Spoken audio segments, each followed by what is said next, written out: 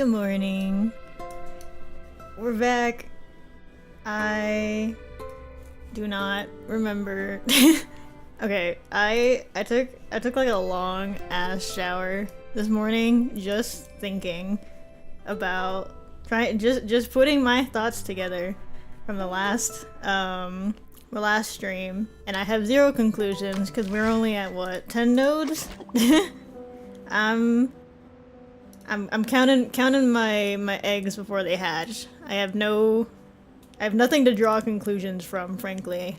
So we're just gonna jump right in. If I can, oh my goodness, I do not know how to alt tab. I have a lovely matcha latte with me and a blanket. I'm all cozied up for this. Like I'm watching a movie. It's great. This is how everyone should enjoy very long story-based gacha games, or any story-based game for that matter. Excuse my voice also. I'm not quite used to streaming for multiple days in a row, and I think I might have to stream tomorrow as well for the last part. But we'll see. 11th part. The rolling boulder, the weight hanging high above, finally falls. The last we left off, 37 found her answer, but I don't know what the answer is, and that's what I want to know. The winds died down, the cave is quiet again. The trial is over. As usual, the Star of Hermes has found her answer. We got it. The key to the gate of truth. Apiron has answered me. This is the final solution. She chirps with delight as the scroll completes its task and lands back in her hand. We must leave here at once.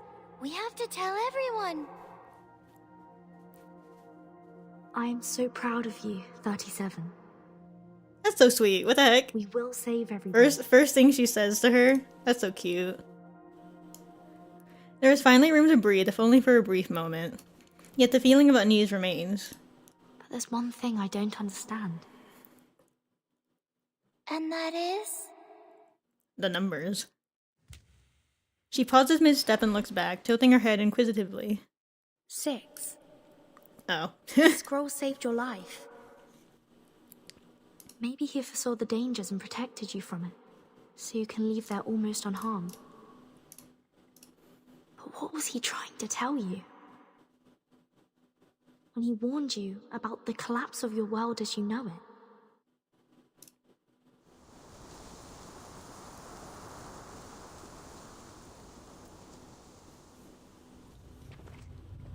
I did almost forget about him saying that, TBH.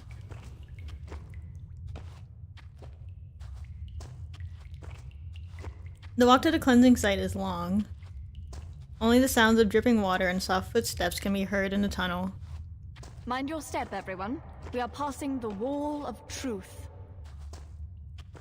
The wall will come crashing down if false words are spoken.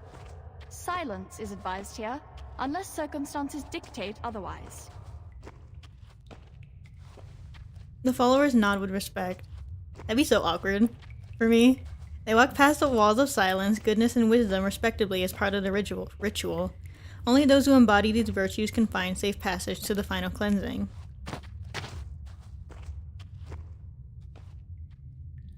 $888? The custodian suddenly steps up in front of the leader, blocking his path. Forgive me, but this seems to be the right moment for some long-neglected questions to be answered. Is it?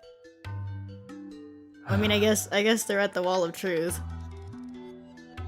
So it is a good moment. As she speaks, a few others emerge from the crowd and surround Six. On the narrow pathway, there's no way to get around them. Perhaps, but hardly appropriate or righteous. We will talk of righteousness after you've shared what you know, Six. You've been silent for too long. 4 years have passed since you became 6. And for 4 years, you have been hiding things from us. That's the same time that Long 37's neglected mom questions have created went a cloud to of doubt do between us. the And now test. the boulder of fate is falling on us, and we are teetering on the brink of destruction. It's time to be honest and true to your people, while you still have them. We are the seekers of truth. It is unjust to keep us from it. 888 extends an arm, gesturing to the silent cabin walls that surround them. Let the wall of truth bear witness. Oh my I god. want nothing but an answer from We you. got another trial, I'm not basically. here to provoke untimely conflicts. The wall stands firm. The genuineness of her words is not to be doubted. Answer her, Six. You should be glad that I am not the interrogator here, because the wall would have collapsed immediately. That's a crazy accusation. The wall remains silent, seemingly confirming the retortion's mocking words as truth. Oh my god. You may lie, but the wall will fall.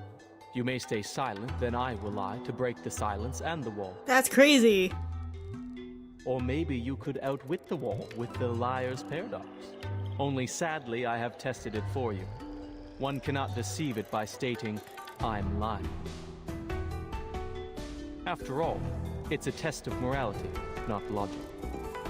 It needs your honesty, not your wit or anything else. It's a delicate situation, one that requires precision. The leader remains composed. What do you wish to know? What else? The most important question, of course. The question about the essence. 210 takes a step, his voice trembling, no longer as calm as he used to be. Oh. These questions have plagued his mind for too long. Why has our research stagnated for the past 4 years? Why did we fail to predict the emanation in 1929 and again in this time? Ooh. Have we misunderstood the premise? What if the emanation is not a manifestation of the transcendental law at all? Six remains stoic, showing no signs of emotion. Worshippers worship, thinkers think, governors govern, and researchers research. Your questions are not mine to answer, 210.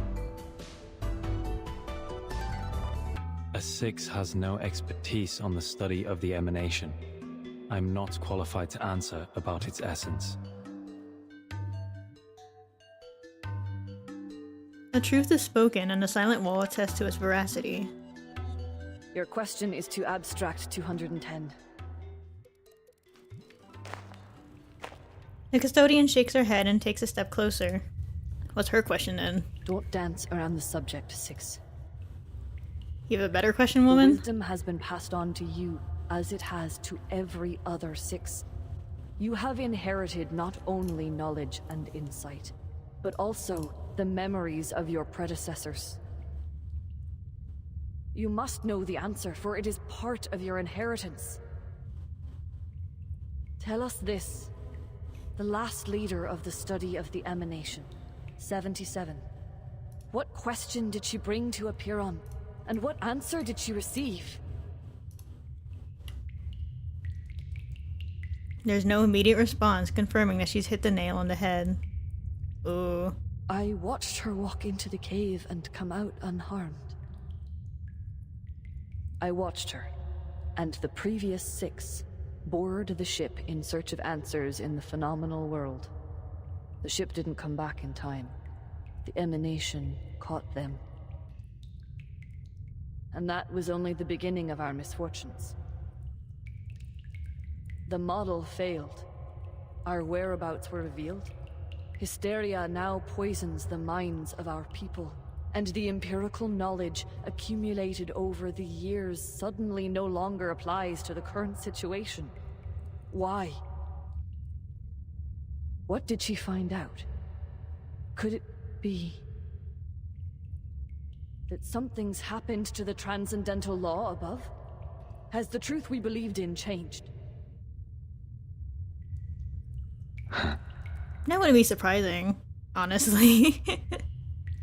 Barraged with so many questions, he lets out a chuckle. He smiles with relief, like a prisoner finally receiving his death sentence after years of waiting. It has the opposite effect on the crowd. They hold their breaths in suspense.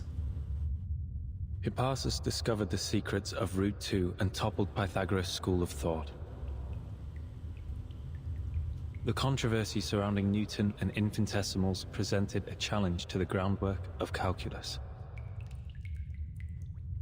Russell's self-referential paradox sparked the third mathematical crisis. Though set theory was eventually perfected, the lessons on self-referentiality remained. In the end, Gödel's incompleteness theorems showed that proving or disproving everything is impossible. Therefore, absolute knowledge is unattainable. His profound sentiments echo throughout the cave. The boulder of fate will tumble down its peak, whether 37 is the one pushing it or not. However hard Oedipus tried to defy destiny, his path to tragedy remained unchanged. You're talking in riddles again. She furrows her brow. However, Six give her a small nod of respect. I should thank you for bringing the question here, 888, so I may finally speak the truth. 77 did ask about the essence of the emanation. He stands tall and looks around at the people. They're listening intently. She asked, what happened to the supreme existence? What plunged the world into madness? The answer was disorder and chaos. Oh, his eyes. The wall of truth still stands. The trial left behind by the ancient sages confirms his words. A deep, ominous rumble comes from the center of the island. Uh-oh. The tremors are like the island is being shaken to its core, like a tsunami and a volcanic eruption combined. Oh my god. You blasted! 210 is the first to come to a realization. He lunges and grabs Six by the collar. You knew this all along, from the first day of your revelation, when you became 6? What's happening? You knew that the emanation was not a manifestation of the transcendental law and patterns above, but rather a symptom of its utter disorder and chaos? Oh. And you knew that the transcendental realm of numbers was no more, and that the essence of Numa, the one true form we believed in, had become an ever-changing existence like the irrational numbers? Rage threatens to consume him. The rhetorician glares at the leader, who has the audacity to confirm that their faith is shattered. He almost breaks into a bitter laugh. 4 years. You kept this to yourself for 4 years. Why? Was it for a false sense of peace? To keep the island stable? Did you deceive us to prevent the realization that our research would be in vain? Six does not answer the added inquiries, for they are not within his duty. It's time to halt the bickering. Get everyone out of here now. The custodian steps in and separates them with a stern look. She then turns and begins to lead the panicked crowd to safety. Amidst the chaos, the leader lowers his eyes and reads the verses prepared for the ceremony. Pray to the gods for what you are about to do, and pray that all goes well. Once familiar with this practice, you will understand the constitution of both eternal gods and mortal men. Huh? What happened? Did they not carry out the cleansing ceremony? You will know the extent of all things, the boundaries of their entirety, and what connects them together. Whoa! What's going on? An earthquake? No, this is... The large-scale ritual on this island is undoing itself? Oh my god. You will see, as you should, that the nature of the universe flows in all things alike. Why? Why is our circle gone?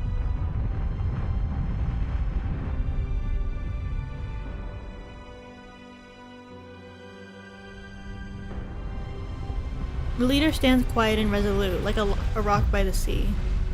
Watching the fall of the heavenly transcendental, feeling the tides of change wash over everything.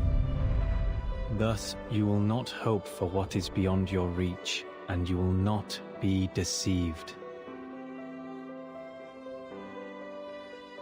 He rolls up the scroll and ends his reading. Pray, my friends. Pray for yourselves, and pray for everyone. Pray for all the suffering and misery around you. Reach into the unseeable darkness and pray to the unknowable Supreme. Speak your hopes, for you are a finite creature yearning to transcend its own existence. The determination that once helped us overcome our insignificance and touch the light of Numa should guide us once more. In the darkness, he lights up a torch. Where are you going? To the cave. The trial is not over. The final cleansing is yet to come. There are still duties to fulfill. He trudges forward. With his back to the fearful crowd, he sets off again, onto the lonely road into the long night.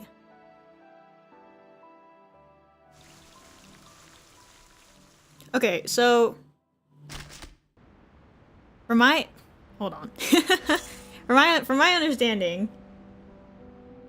he knew that this is basically gonna happen? Is that what's happening?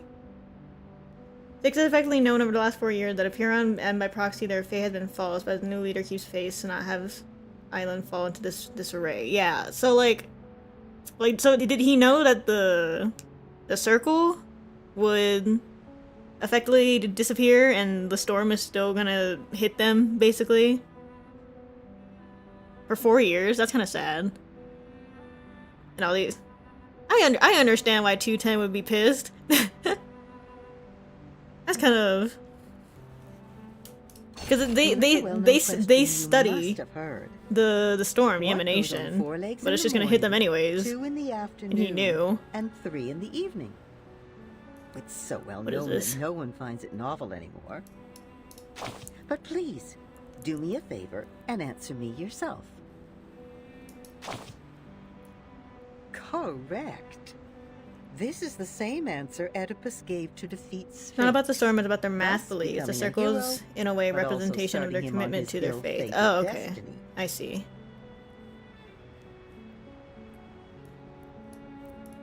Raise a question, give an answer.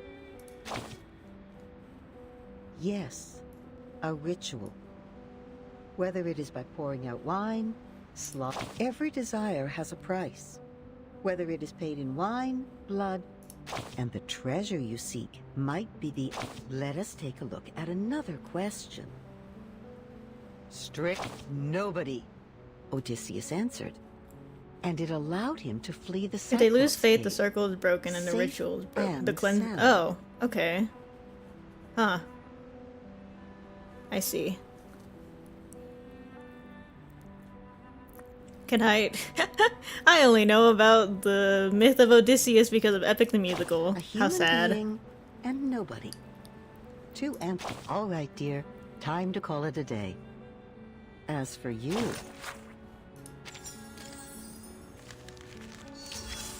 So 6 has some good reason to keep keep his secrets for that long. Oops, why did I hit that?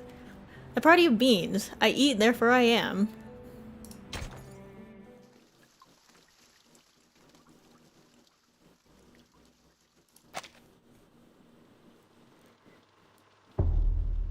One, abstain from beans. 2, do not pick up what's fallen. 3, do not touch a white rooster.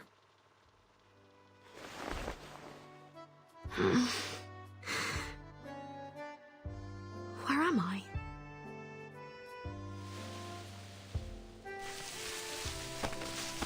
After a long period of darkness, clarity begins to dawn. Ahead lies a completely unfamiliar scene. Did the earthquake do this? This looks like a film reel. I was in the cave with 37.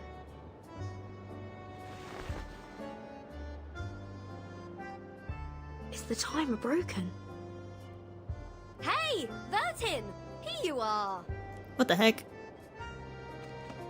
A familiar shout is heard in the distance.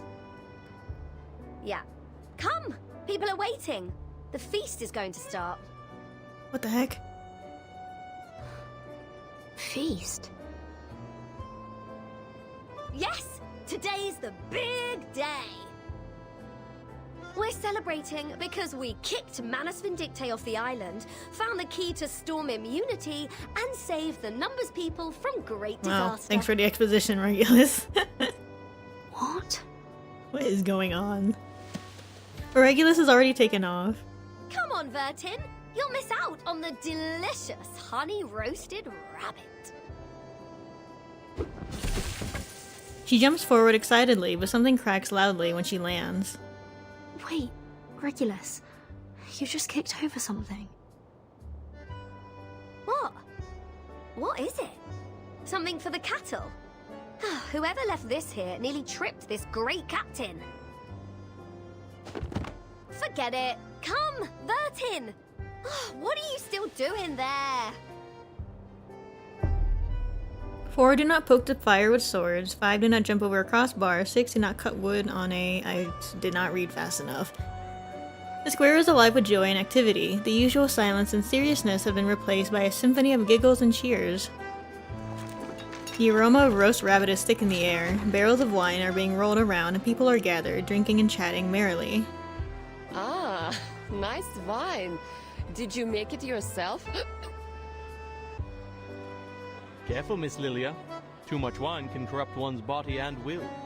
Besides, you are already halfway through our stock for the year. But this drink you brought is pleasant to the nose. Why is this giving Coffee, Vault you 112? I have heard many things about it. Fallout 3. What is happening? Oh. Bitter. Poor guy. I was expecting more from a man of your size. She goes to a barrel to fill her cup. For God's sake, Regulus, keep an eye on your first mate here. Wow, he's so out of it right now. Oh my god, Apple. It appears that this apple's abstinence from the bottle will have to begin anew. Oh, he is drunk. Finally! I was looking for you. 37 waves from a distance, Sophia at her side, arm in arm. Aw.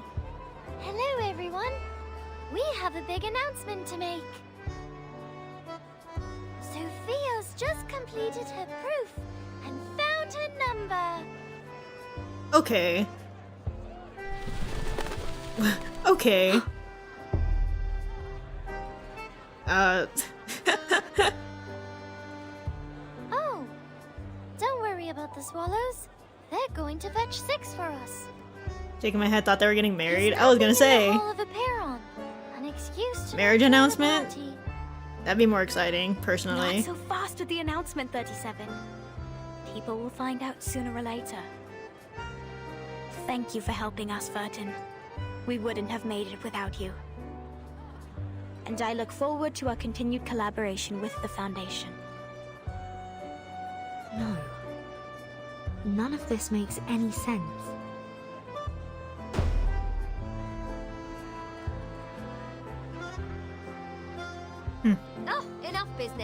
People are having a party here. The pirate comes over with a platter of rabbits, smiling as if England had just won the World Cup. Okay. Well, what do you say to this lovely captain who just picked up some food for you? Has anyone tried rabbit before? Is that good? That doesn't sound good to me. They clumsily collide, knocking over the tray in Regulus's hand. My apologies, Regulus. I was too focused on linear regression formulas. Ah, that's all right. Wasn't me getting stuck in the kitchen roasting rabbits all day anyway. Unlimited supply of honeyed rabbits all day today! Regulus picks up the dirty clay plate and puts it aside. I heard Sophia's making her announcement today. I'm it curious glitching? which number she will be. The simulation is falling Care apart. to wager on that? I'd say she's a multiple of 3. Then I'd say she is a multiple of 139. I have to admit, she has a good number. A number 100 times better than me. 6 and 210 put together. Calculating. 37 That seems like a plus lot. 210 times 100 equals 2. Oh no. She is not 25,300. I doubt anyone could live with themselves with a number that long.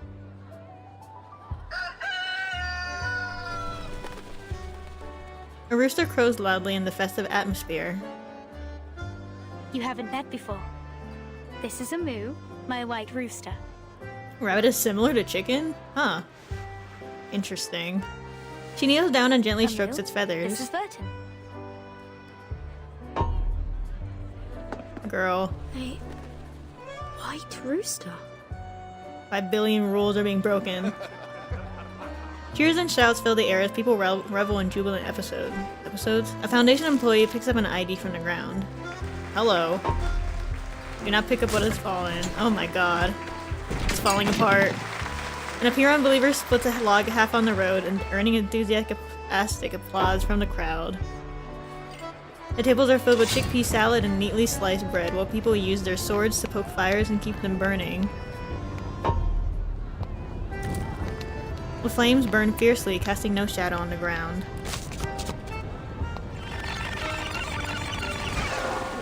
Oh my god. Something's not right. None of this is right. Something's happened on the island. I must still be in the cave.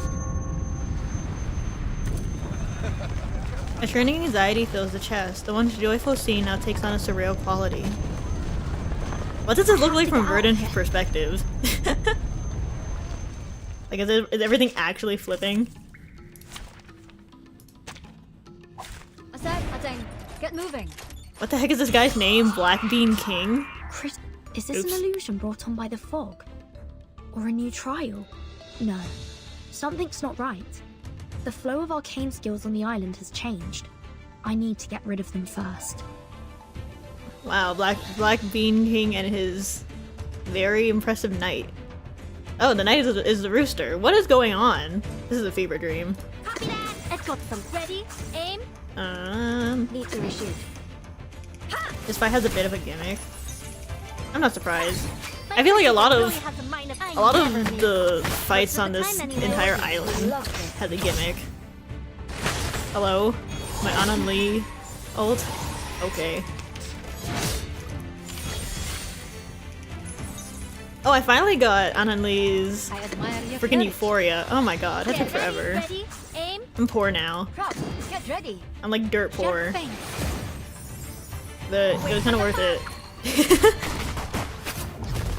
Because I am now spoiled by her incantation rank up buff.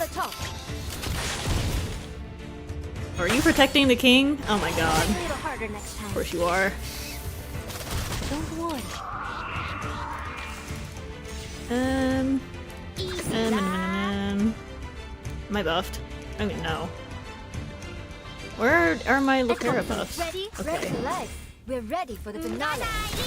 I've been slowly, very slowly, getting through Reveries. to try and get 3, 2, some Euphorias unlocked. It's so expensive. Oh my god. 3, 2, 1, action!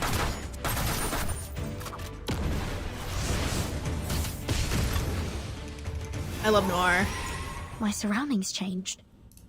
Is all this still an illusion? Keep going. For our dream. Everyone who has ever said that noir Looks is like the mid way we is came. simply wrong. What is But this? it's a little different. These signs. Are they trying to take me somewhere? The way out? Perhaps. Okay. An ethereal scorn permeates the air. There is no option but to continue on. Oh my god, look at the little Verdin. She's so cute. Hello. Bertin, where are you going? I made some coffee for those clever eggheads. Enough to mend their broken souls after turning their backs on it for half their lives. Fancy a cuppa as well? Here you go. Regulus, it's a violation of their scripture. You mustn't consume any beans or bean-based products.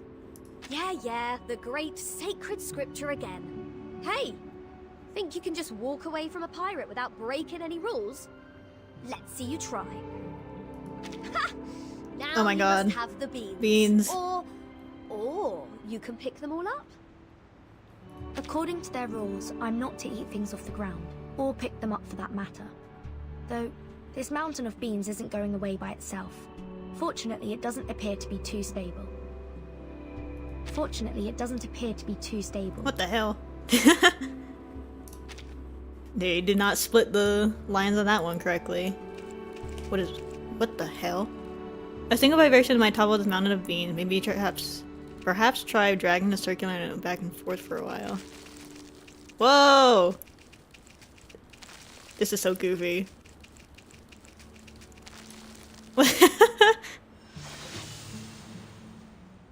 An illusion of a coffee bean mountain like this is almost as cliché as a pirate with a hook for a hand. Something like this could never hold up to skepticism. Mankind is slow in learning new ideas. They need new information to be explained in simple terms, using examples and analogies, or reduced to its most basic symbols and generalizations. Eventually, once they've gotten used to the formulas and outlines, they may just see below the surface and find the deeper essence waiting there. What about you? What do you think is your essence? Are you any more significant than a pile of coffee beans?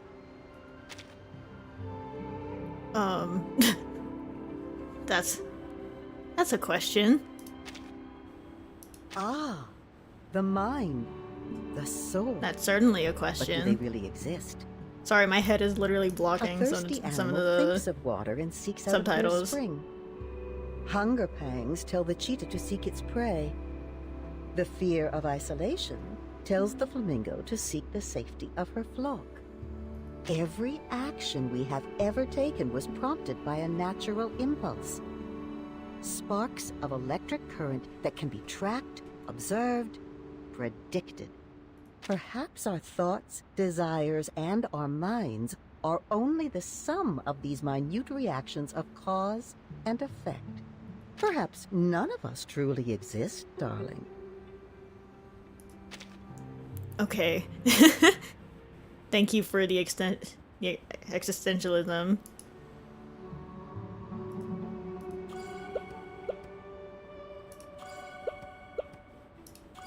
This is kind of trippy. Oh, hello. Curtin, where are you going? We're still in a meeting. You'll have to leave from the left. But I came in from the left. Why would I leave the same way I came in? Oh no! You've made a mistake. Now you must stay behind bars until you prove the four-color theorem. Oh my god. Be careful not to make another mistake, or you'll be thrown into the Gorgon current and confined there forever. You look worried. Don't be. We're friends. I will defend you in court. I will try my best to reduce your sentence to trisecting angles with an unmarked straight edge and a compass. I have to leave, but not from the right. There must be a way to reverse left and right. Oh my god. What is going on? Hello? This is weird. This is so trippy. Left or right can be reversed as this is cool easily though. as changing I kind of like frame this. of reference. We lead our lives according to these strict rules. Rules that are always changing definitions. It's too much for this old brain of mine. Why not simplify our definitions? To learn about the world like we were kids once more. Let's begin with math. Could it be as mutable as left and right? Could there be a hidden integer between 3 and 4? Is 1 always 1? Or is it just our frame of reference? This doesn't feel like simplified definitions to me. But where is it then? This everlasting truth? Have you ever seen it? Have you basked in its radiance before? Maybe the shadows on the cave wall are our true reality. Maybe the sun is just another prop in our shadow theater. What if the people who chose to stay in the cave were the ones who were truly wise? Be careful what you hold to be true, darling. I'm very suspicious of this lady. I'm pretty sure it's just the voice from the trails. But I don't recognize her voice from any other NPC. Timekeeper, are you leaving the banquet? Perhaps we might go somewhere quiet. I wanted to speak with you about linear regression. Sonetto, your flirt game is not Terribly it. sorry, I'm sorry. Sonetto. I really must be leaving. Wait! Perhaps a more impromptu debate? I have some fresh ideas about our past discussions. Could I trouble you to help me refine them? The storm is gone. We have time to enjoy life again. You don't have to keep checking your watch or That's your task crazy. list anymore. But time still is against us, and I haven't any left to spare. Not even to explain myself to Sonetto. I hate to be rude, but I need a moment of peace. If only I could turn everything silent. Oh. That's cool. I'm sorry, Sonetto. Oh, I just muted her completely. Sorry, Pookie.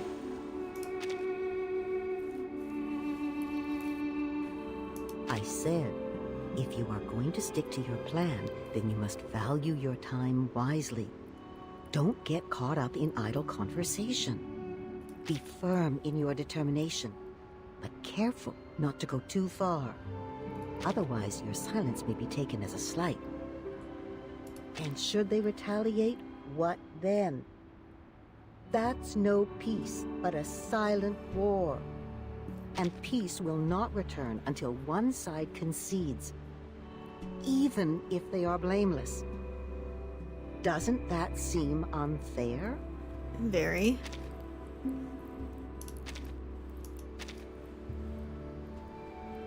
Well, you've already mastered your most powerful weapon. I did warn you I'd retaliate in the same manner. Now we are square. That's a little suspicious. We got rectangles. Who is our last person? Oh, you're still here, Vertin. I thought you had disappeared completely. I was hoping I might talk to you about my number. So sorry, but I really do have to leave now. Please. I think you may be the only one that can help. It won't take you long. What the hell? Oh, I'm actually typing it? Okay, that's cool. What? Am I actually typing it? Oh, there we go. No. Am I misreading? Why is there an equal sign here?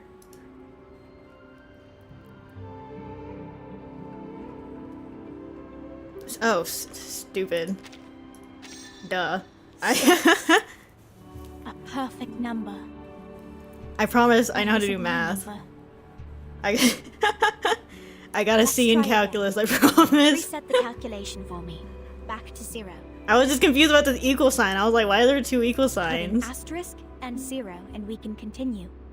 What? What?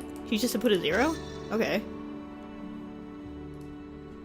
Do I just keep putting 0? No. Okay. I guess she wants me to actually do math. I'm pulling out my calculator for this one. Sorry. Don't mind me. Can I please? Thank you. No. That can't be my number either. It's far too brilliant. I love middle school math problems. I just can't do math in my head. Sorry. Sorry, Sophia. Oh my lord. What is 6 times 45? is it 210 or 270? 210. Not 45. What am I talking about? 35. I literally cannot do math in my head, you guys. This is embarrassing. Like that is my number. Let's try it one more time. I have a feeling that together we can find the right number for me.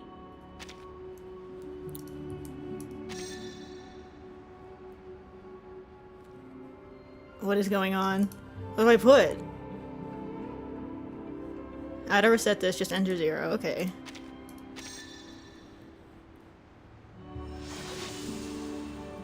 Oh my god. Thank you. Who am I? No more math. I'm okay. Thank you. Old question. I can't believe I had to pull out my calculator in a reverse 1999 stream. We give it. Bewildered by their own existence, man turns to the ultimate. I promise I passed calculus. Answers. But soon enough, they come to see the truth is also beyond their ability to comprehend. That is when the fear catches up with them. So they can't wait put for aside 37 their character search story. for Oh my truth god. And look for something more straightforward. A simple answer. Exposing myself Enough for to being bad at satisfy a math. frightened child.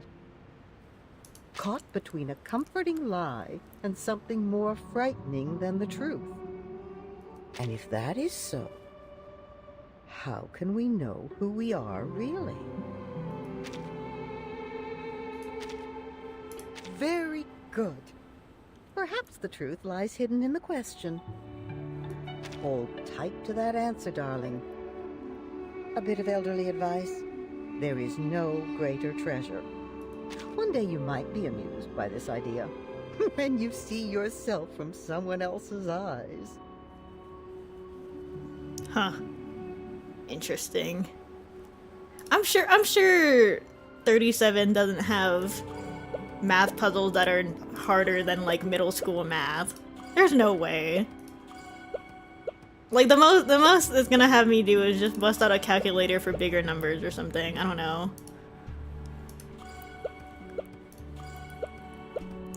But alas, my brain doesn't work that way. First is the circle, second is the square.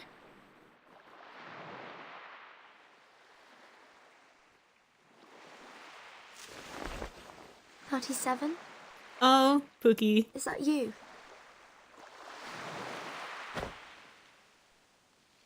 The little girl does not seem to be listening. She's completely absorbed in building her castle. Oh. Put the triangle on the triangle and the rectangle on the rectangle. Perfect, as things should be. Oh god. What is happening? The emanation? Disorder and chaos. Oh, this is right after she left the cave. This can't be. This isn't right. How ugly. How inelegant. How could this be the revelation from the patterns of the transcendental law above? How could such a terrible answer fall on my ears? I can't tell the others about this. There must be a mistake. I need proof. I have to go out there, OMG. Burton, my child. Hey, Queen. Are you here to partake in sand play as well? No matter how oft we arrange them, the sight of them never grows stale. Alas, I shall destroy it. No.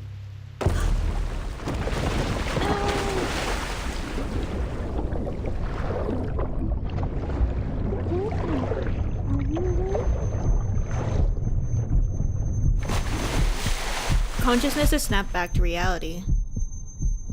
The surroundings have reverted to the rocky walls, still enclosed within the cave. 37 stands with her head tilted, looking curious. I think I had a terrible dream. I think so too. What did you dream? Regulus claimed Six's throne and declared this the rock and roll empire of irrational numbers. She would do that. Took out a jar of coffee beans and stuffed one into my mouth. 37 shakes her head hard as if trying to rid her mind of the horrific scene. I'm relieved that I woke up in time, and you as well. I am so unsurprised that she would dream about Regulus doing that. Numbers. She chirps, her face lighting up with delight, finally free from the long nightmare of being force-fed coffee beans. A beam of daylight appeared before them. The lengthy trial has finally come to an end. Do you hear that? So many people out there. Must be Sophia here to pick me up. I told her she can wait for me outside. Sophia! The girl runs happily towards the light, like a young swallow swooping out of sight. Wait, 37. I don't trust this. Gotta leave this place at once. Must share the findings here with the others. Finally, the light of day comes into view. Oh my god. A gust of wind suddenly rushes by, sending pebbles scattering across the ground. The all too familiar stench of sulfur fills the air. I knew I shouldn't have trusted this. It is unmistakably the smoke of war. What?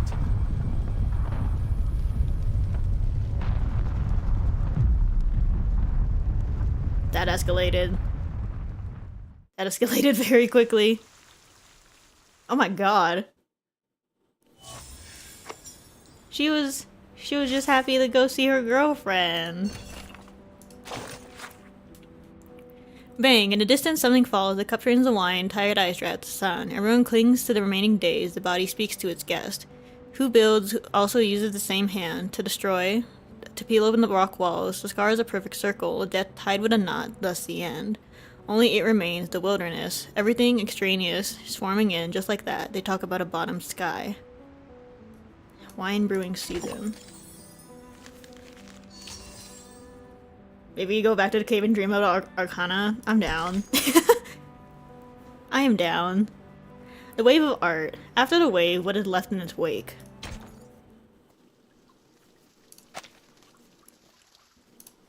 I don't want to be a part of this war. I'm not qualified. When will they give us the order to attack? I'm not fit for this. What's taking so long? The island is just across the bay. We have men, weapons, supplies, everything. Just give us order and we will take to shore. Check out these bad boys. Anti-Arcanum weapons courtesy of the American from that Walden place. That creep just doesn't sit right with me. He's got that Arcanus stink about him. But his technology's solid and we needed it. We've got to get ahead of the Serbs and the Greeks. This army has been stationed here for a long time, perhaps too long. The soldiers, stranded and demoralized by their failed landing, face days of uncertainty without orders. While politicians bicker, they are left to heat their food meal by meal, watching their chances slip away. Relax, Georgie. Leave the decisions to the big shots. I'm sure they'll just hug out the differences in the meeting room or something. Oh, I wish it was that easy. Besides, you saw the monsters on that island. Can't speak for everyone here, but I don't want to die. Screw the negotiations! Screw the committee! Like it or not, we were the first ones to find the island, not the Austrians or the Germans. Oh yeah, the governments were like fighting over who gets to own the island, huh? In chapter 6. The sea is tranquil, as it often is this time of year. The water sparkles under the golden sun, stretching into the horizon without an island in sight. Damn, those Arcanists have gone into hiding again. I swear I could see it from here yesterday.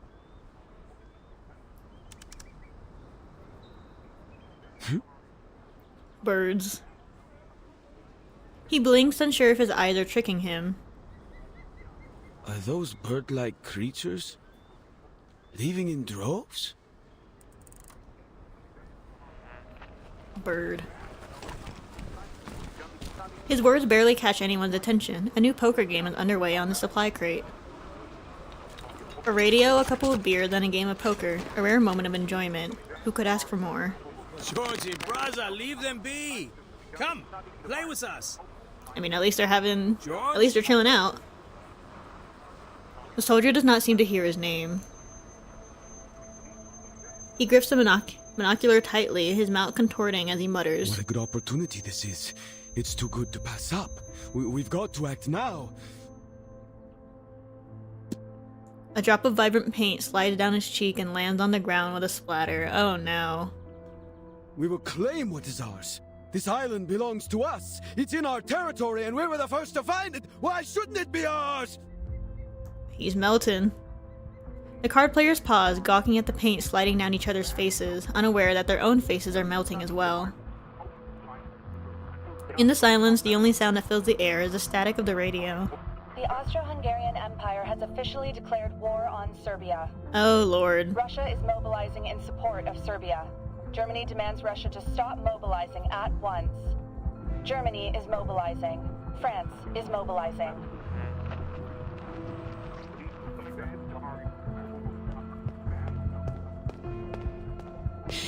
Oh my god, Cookie? Oh my god, we're still in Vienna? They haven't left yet? The treatise turned into a canvas of mesmerizing hues. The colorful paints swirl and burst, creating one spire after another. It's almost like the stage set of a twisted carnival. Father, Mother, Albert, Ilse! Open the door! It's important! You have to listen to me! She pounds on the door, but as soon as she makes contact, the door softens and melts like butter. Oh, it's over. She trips through the door, but quickly recoils at the horror inside. Oh, it's over! The ardent specimens, once delicate and exquisite, now resemble a jumble of spilled paint. No. No. This can't be. Oh, Kakania didn't leave. Albert? Okay. Just Marcus. Still with a glimmer of hope, she carefully calls out to her brother. Clara, it's odd to see you so flustered. What's the matter? The familiar voice brings immense relief to her heart. I'm headed to the business school. We'll talk when I get back. Albert picks up the hat and adjusts the brim. The pin on the hat, Bingler's shop, shimmers in the dim light. Thank goodness, he seems to be fine. This doesn't seem fine to me. He's still the reliable brother she remembers, the family's pride in a sharp three-piece suit. Business school? I see paint. But didn't you swear to never go back? Ever since your human classmate shot your arm in a duel. Wait, what happened to your arm? He turns around and Kakania can finally see. Half of his suit is covered in colors, paint trailing down his face and pulling at his feet. An arm of flowing colors is attached to his body like a mismatched puzzle piece. Oh, Ethan. Yes, he wounded me. He had to prove his standing to Oh the girly, brother. it's too late. There was no other way. But that's in the past. He gave me his arm, so now we're even. Oh, that's so creepy. That's so creepy. He raises his left hand to show her the blade. Streaks of blood are still on it. He casually tosses it aside, letting it clatter into the darkness and disappear into the swirls of colors. Albert grabs his walking stick, his new arm dangling lifelessly at his side. I have to go. I have to find Johnson, Raymond, and Herbert. That little rascal pushed Ilsa into the fountain. We have a score to settle. Oh, he is out for blood. Take care, Clara. Oh my god. He strides past her and hails a carriage with triangles for wheels at the door. Albert, don't go! She runs to stop the carriage, but it is unaffected by her efforts, like everything else in this place. A set of footsteps approach from behind. The storm syndrome is spreading, Doctor. Stay any longer, you'll be infected too. Please, leave with me. Oh. The trembling ground interrupts her. A mob with distorted faces swarms through the streets, chanting slogans and singing in their own tongues. White pro-art pamphlets litter the ground like snowflakes being absorbed into a mire of effervescent paints. The city is bursting with unrelenting energy, like a speeding chariot or a twirling powder keg. The sign bell in the parade. Is that Aurora? I just met her at the coffee house last week. We were talking about her wedding. Watch out, Doctor! A sign crashes to the ground beside them. Rage-filled citizens are tearing the streets apart. Even the handles of roadside benches are yanked off and made a weapon. The fervent protest consumes all who come across it, forcing them to participate with no option to decline. This is bad. They have lost their minds. Oh my god. This way, Doctor. It's hit the We have fan. to get out of here. Oh, Kakania.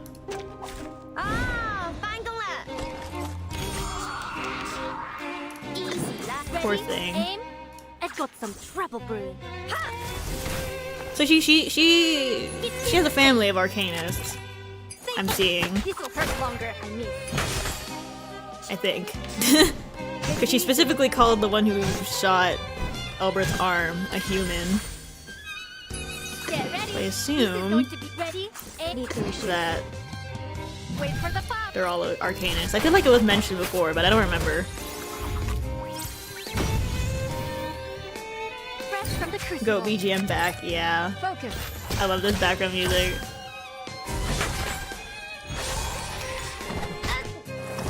Although I will say, I have had to listen to it more than I'd like. Cause which node is that? The node where you have to fight the Isolde mini-boss, kind of? And like, but then the arduous mode, or whatever it's called, like you can't use ults. And I do not have anything other than ult teams. Which is partially my fault, to be honest. If I may be honest.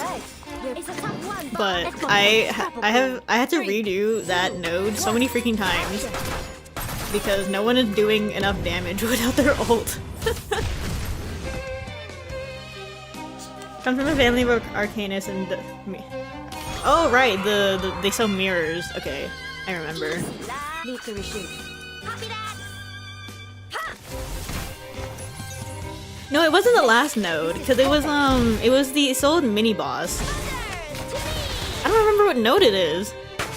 But it's not like the full boss. It's just her and then like a spirit. Or no, like the spirit, there's like waves of spirits, but you can just get her. And then you're done with the node.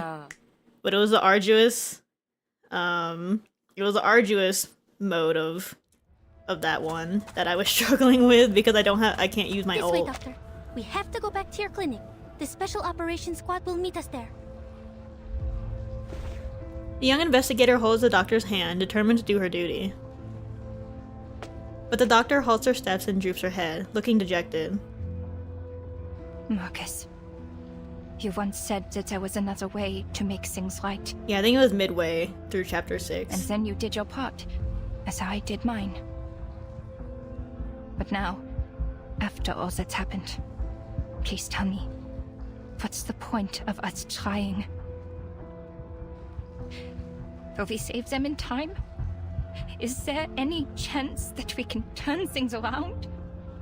Oh, Kakania. She struggles to hold back a sob. The roaring crowd fades into the distance, and the ring road of yesterday is now but a distant memory, never to be relived. The ritual you acquired, the one you said could save everyone. Is it working now? About that. Let me in.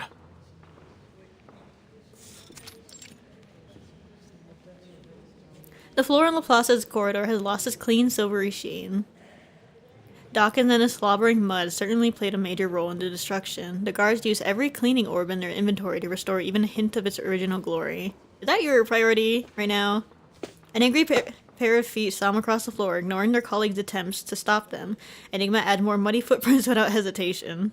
I have just one question. Why hasn't the project stopped yet?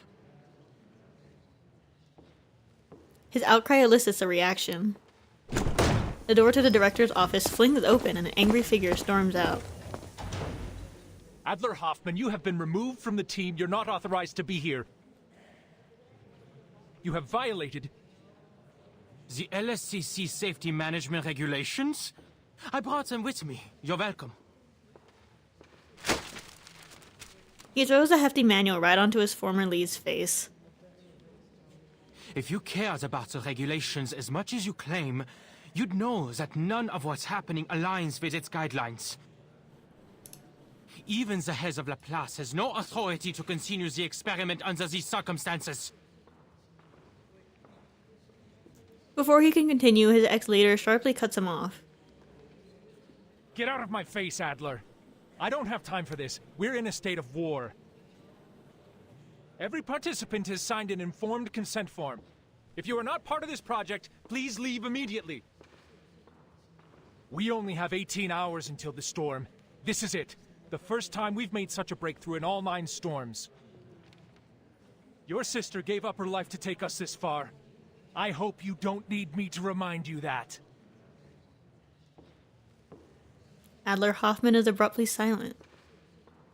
A fiery rage ignites in his hazel eyes. A deafening void engulfs the space as Ulrich realizes his verbal blunder. Yes, she made the ultimate sacrifice, hoping that it would lead to a breakthrough. But instead, death continues to rise. How can you let this go on? He charges ahead, shoving Ulrich aside with his elbow. Ulrich's head slams against the wall, ferrofluid shifting erratically inside. Uh-oh. I demand to know why the experiment is still going! He starts working on the padlock on the door, and nothing's going to stop him from breaking through today. The alarm goes off. Ulrich struggles to his feet against the wall, a hand up to his head. Don't we have enough crazies around here? Madame Lucy has important things to do. She has no time for you. Go cry to your therapist, human. Wow. Important. We throw in the human. More important than this right now. What happened to the humanitarian ideals of the Foundation? Are we now under the tyranny of machines? What's this important thing she's got to do? Reading the paper?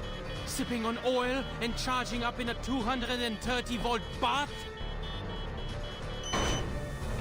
He cracks the code, pushing Ulrich's arms aside. Enigma forces his way into the room. Ooh, it's getting bad. The room is completely dark. Hey, I know what that is. A piston spins at his feet. Is that you, Adler? Welcome.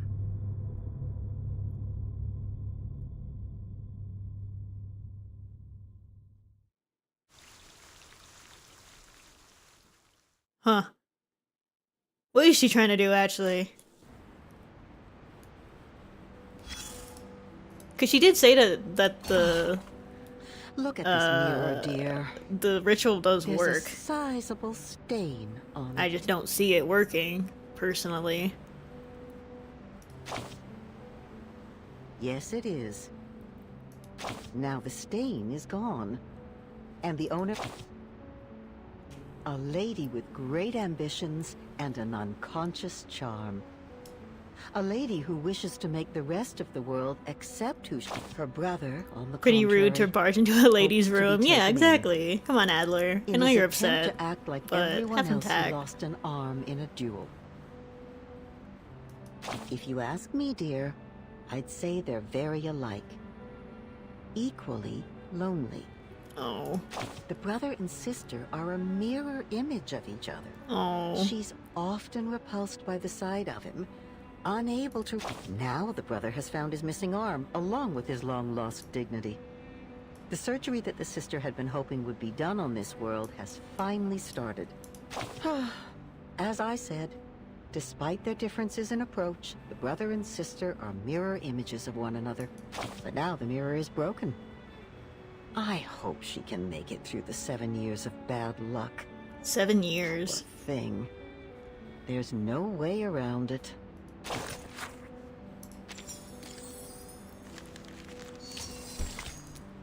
A sandstorm in a room. A tiny grain of sand slips into the eye, causing tears to well up in response.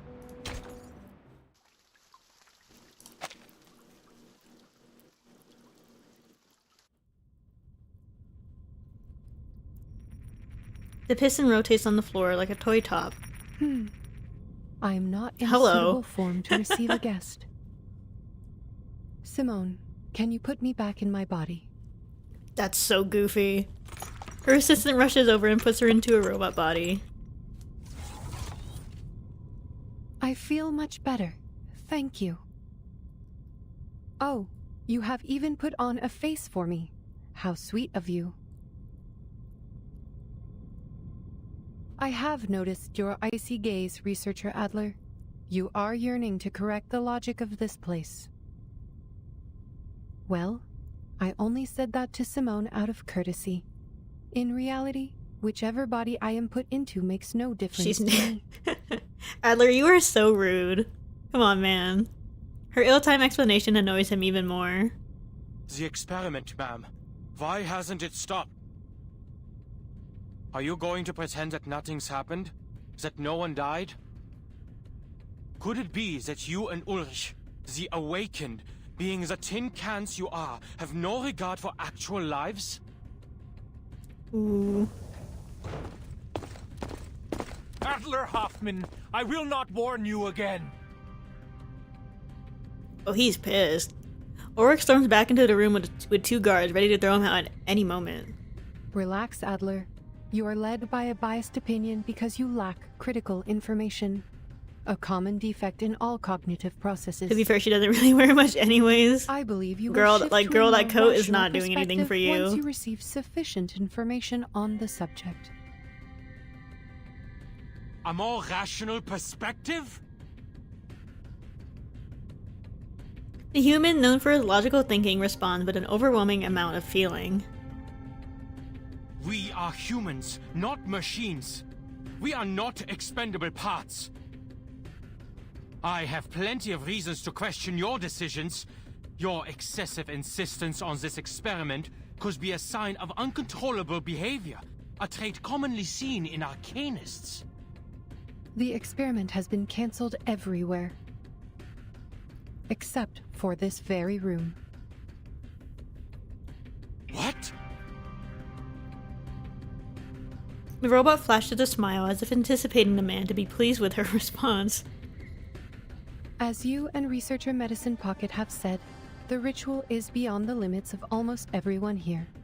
The side effects will kill them before the ritual can Keyword even take almost. effect. The first wave was inevitable.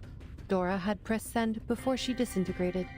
We only managed to halt the subsequent transmissions and evacuate the unaffiliated staff. We kept only a few Arcanists on the team, and each has signed the consent form. Mutual consent, that bloody form again.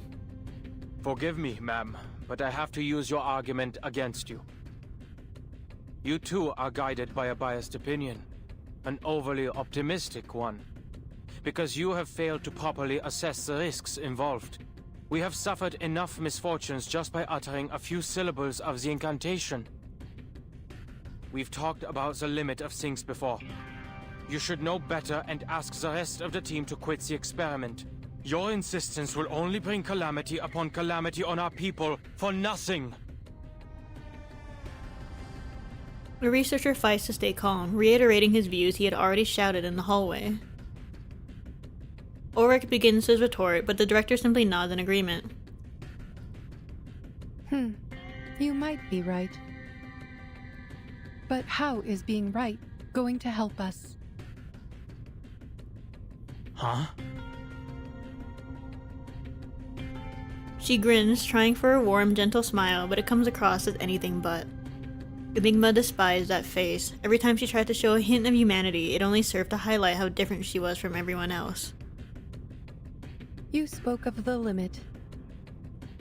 And I am surprised that it is you who brought it up. I mean, when it's just like the face and nothing else, it is kind of off-putting. He pauses for a second, not sure if she's being sarcastic. The physical appearance of humans has remained relatively unchanged since the Neolithic era, but their thoughts and civilization continued to evolve and underwent significant transformations. The achievements that humanity enjoys today were not given to the species by any one person with godlike powers, but were the result of the collective efforts of all human beings. Limits and boundaries must be pushed, or there would never have been room for development. There is no reason to believe that the limit cannot be challenged, especially when we already have the tools to do so. We must make progress happen. Grandiose lies. Lies? Oh crap, he forgot about her excellent hearing. We have no choice but to go beyond that limit. If we do not break away from the storm, there is no future for us, let alone progress. We need to first determine all the side effects as a priority. This important step will help us compile data and eliminate the effects so our colleagues can use the ritual safely. And who will try it this time, Madam Lucy? You're not going to test the side effects as the cost of lives, are you? No. Thanks to Ulrich, we stumbled upon a breakthrough. You are right. It is time to send the other Arcanists home. Only the Awakened are needed here. The Awakened? The tungsten wires glow faintly red in the dark, then the room is lit. The power is back, Mom. We are ready to resume. It will take time to properly explain. What, the Awakened are like immune or something? Please wait, Adler. We have yet to reach an agreement. What? Are you experimenting? Here? Ignoring his surprise, Lucy sits down on the iron bench. Oh. Wires of various sizes are attached to her body. The instrument comes to life to the piston's rhythm, faithfully recording every change in the robot.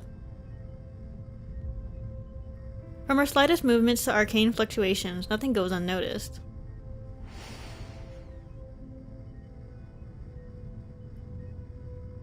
La Unwa. Oh? Wait, she's reciting it? Oh? Frozen in place by the scene, he looks around the room in disbelief. She's read the reports, right? She was there when Dora broke into pieces.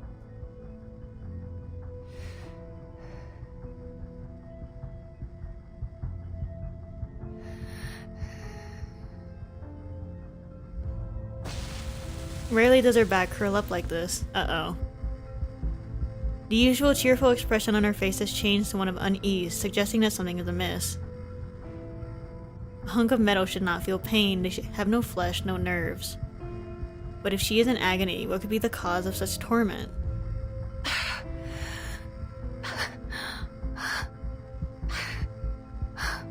She didn't even finish the whole incantation.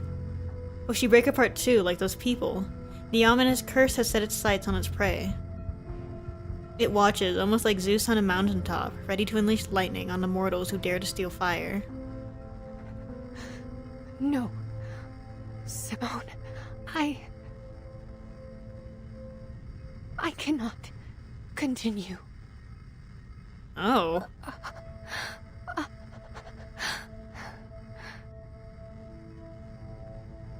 The most primal instinctual fear. This is the first time he's ever heard her emotions pour out so raw.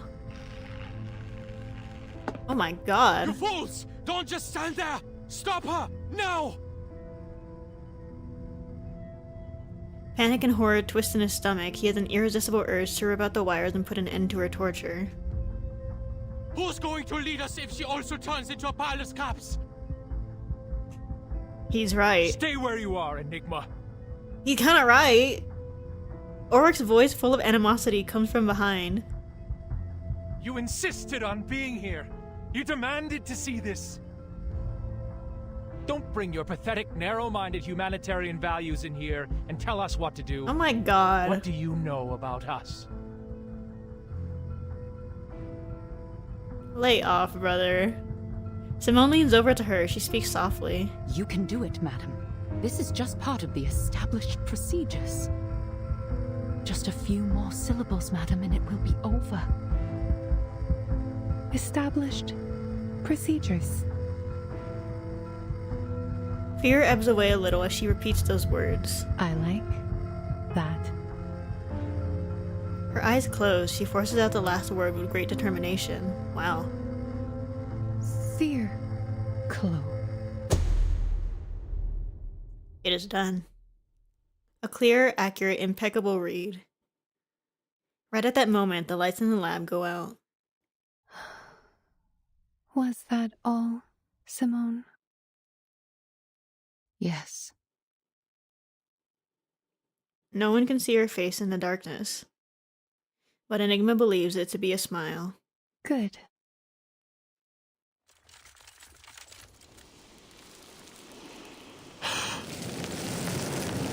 Wow, just like that. A gust of sand rises in the room. Without warning and out of nowhere, it screams through the enclosed darkness.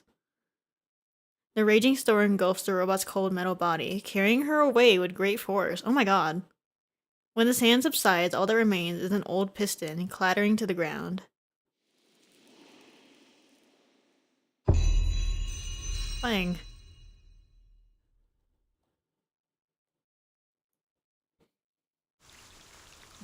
Did her robot body just dissolve? What the heck was that? Oh my god. What is going on? Pioneers, even if there is no path, even if there is no destination. I see the little piston. Oh my god, it's so tiny. It's right there.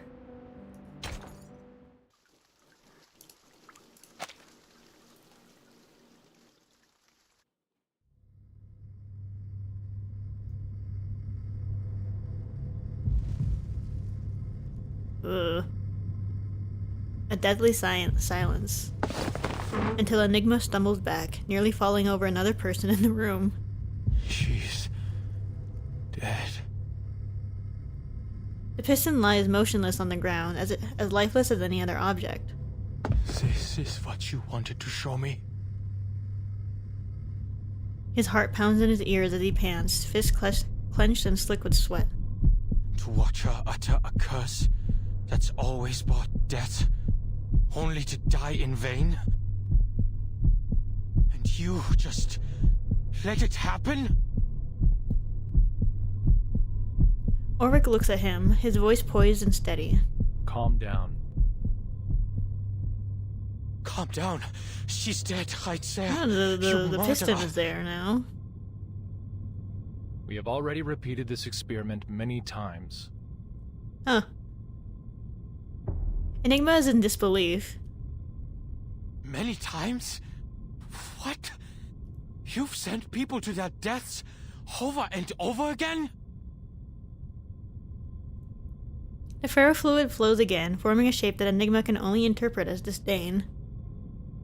Look at you, Adler, peeing your pants over a curse. The human boy is so scared that he forgot to ask the crucial question. Did the ritual work?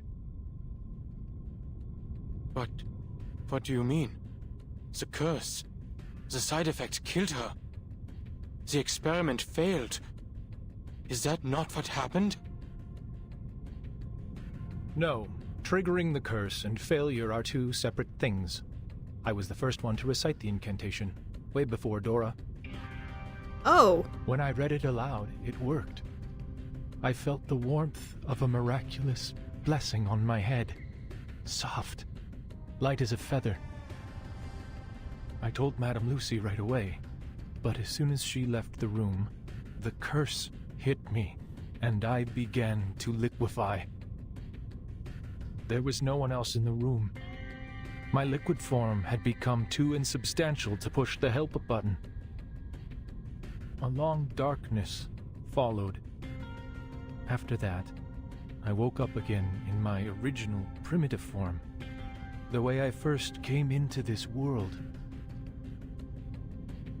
Original primitive Oh, so that's why they form? need Awakened. To do the experiment. Okay.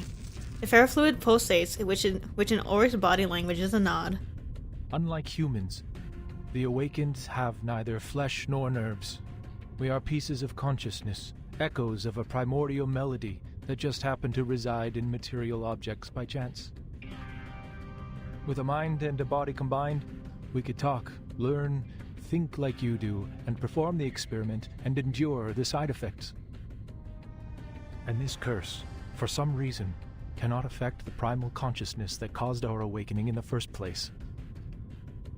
While human minds dissipate when their tangible bodies are destroyed, our minds reawaken regardless of the changes and destruction of our external bodies. That's kind of convenient, actually. Of course, this was an assumption based on idealized circumstances, and I needed another awakened being who could awaken in different bodies to confirm my theory. That is why I sought out Madame Lucy for cross-verification. The results? Yes, it was an assumption. You said it yourself. You came back to life this time. But what about the next? Nothing is for sure in Arcanum. What if she never wakes up again? What if she dies for good? He swats Enigma's hand away. We know what we are doing, human. Stay out of this. Only the awakened can carry out the experiment. My god, this man So is we like must proceed. one word away from This just has nothing calling to do Adler a with race. slur. I swear to It is a god. sense of duty that every researcher should have possessed when they chose this path. We have to go beyond the limit. Not out of madness, but out of rationality.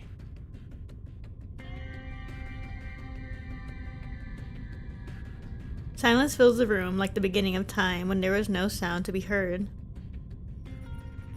Then slowly the piston starts to spin.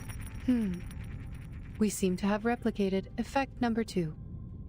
And 117 of the Coleman Lab's protective rituals were proven ineffective. Write it down, Simone. This is the 4th time we have seen it. Also, number 45 and 69 are related to it. Wow. We need to speed up. This is too slow. Wow. The lights are back on again and the piston is placed in a new body. Being prepared for all possible outcomes requires a significant amount of metal material, but it is essential for data collection and analysis. With a soft hum, the robot turns her head and looks at Enigma, surprised. Adler, what are you doing here? I am glad to see you out of your room and working with us I again. don't like this. I don't like that. Hey. No, he's not on the team, Mum. He forced his way in here. Oh? My apologies. I seem to lose a small amount of data when I reawaken. She smiles at him as she always does. Still, I am glad that you are showing initiative, Adler. Were we supposed to talk? No. We have So she can nothing only more do to the discuss, experiment so ma'am. many times Ulrich has filled me in on everything. before it's just over. But I still worry whether the experiment's risks were properly assessed. Assessments will only be assessments. Much is beyond measure when it comes to Arcanum. Perhaps faith plays a more important role here. Remember that humans are supposed to be the rational ones, Arcanists are the emotional and sporadic ones. Oh, that's true. I almost forgot about that. I'm surprised it is you talking about faith, ma'am. It seems we both have the ability to surprise each other.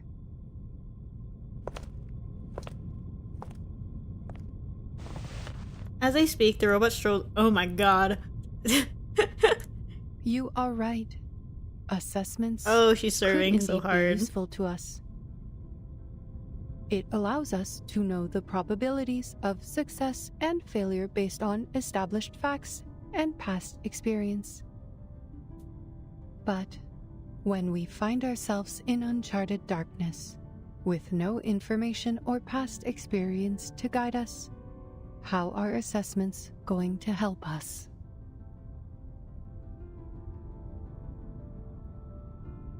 She ponders and stares into the void. Perhaps the experiment did fry some circuits. She's more sentimental than usual. The only thing we have in such darkness is the unwavering faith to move forward. When the first steam engine whistled, I awoke into this world. At the beginning of this new life, my circuits were charged with a singular primal desire to progress. In the midst of that never-ending whistle, I have watched man build the towers of science and knowledge, and I have watched them unleash chaos and destruction. You too have been lost and deterred. Oh my god. But your engines of progress have never stopped churning. Always move forward, no matter the destination you told yourselves. Until the storm brought everything to a standstill. But this is just a small setback. We are only back to the beginning where we stumble blindly.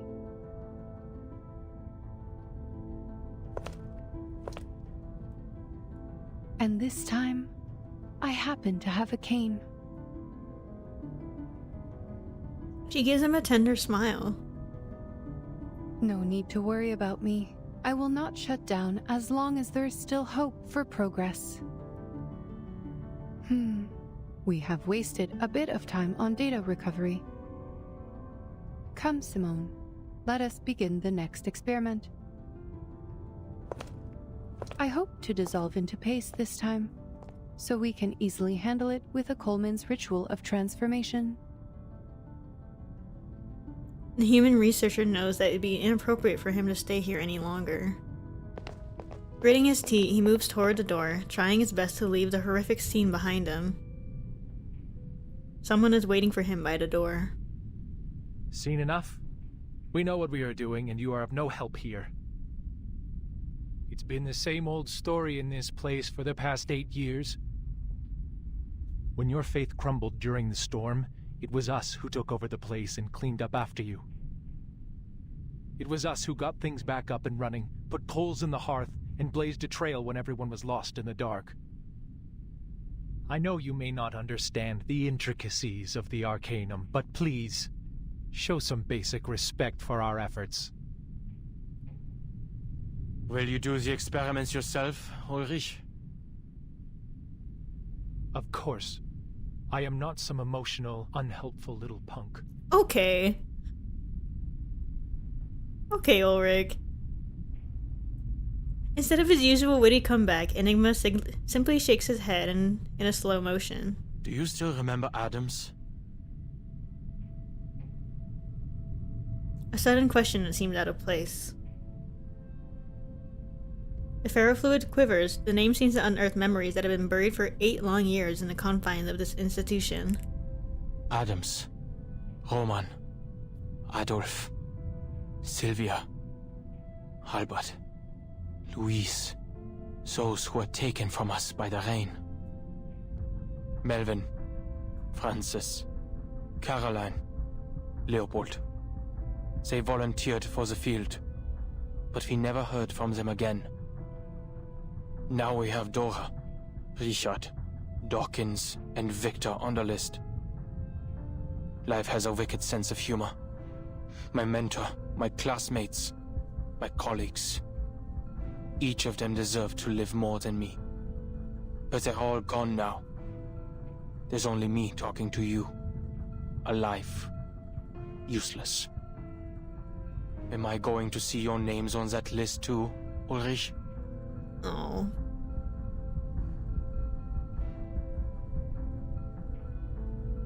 In this rare moment, he lowers his head. But soon he raises his arms and slaps the man hard on the back. Spare me the feelings, human. Though I will take back my sarcastic jabs at you, it is not something a leader should do. Madame Lucy talked to me about the importance of teamwork. He awkwardly pats the human on the shoulder, a clumsy attempt at friendliness. Go back to your room, Adler. The Arcanists will take over from here. Until we get the results, you won't be needed here. Enigma heaves a breath. I will say this, Ulrich. If you survive the experiments...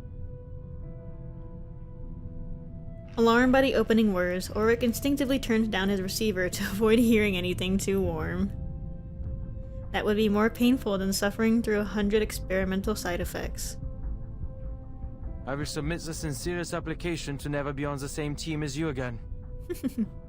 So neither of us will have to worry about teamwork. How's that sound?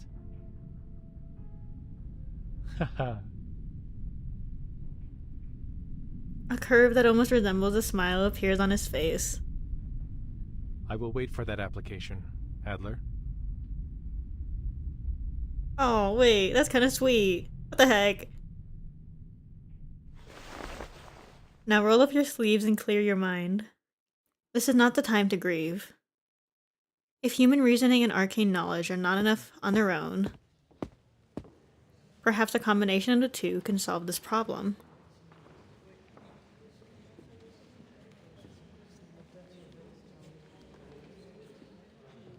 The lab door is in shambles, with metal plate barely hanging on. A wooden sign reading "Keep Out" sways precariously, covered in bite marks and scratches.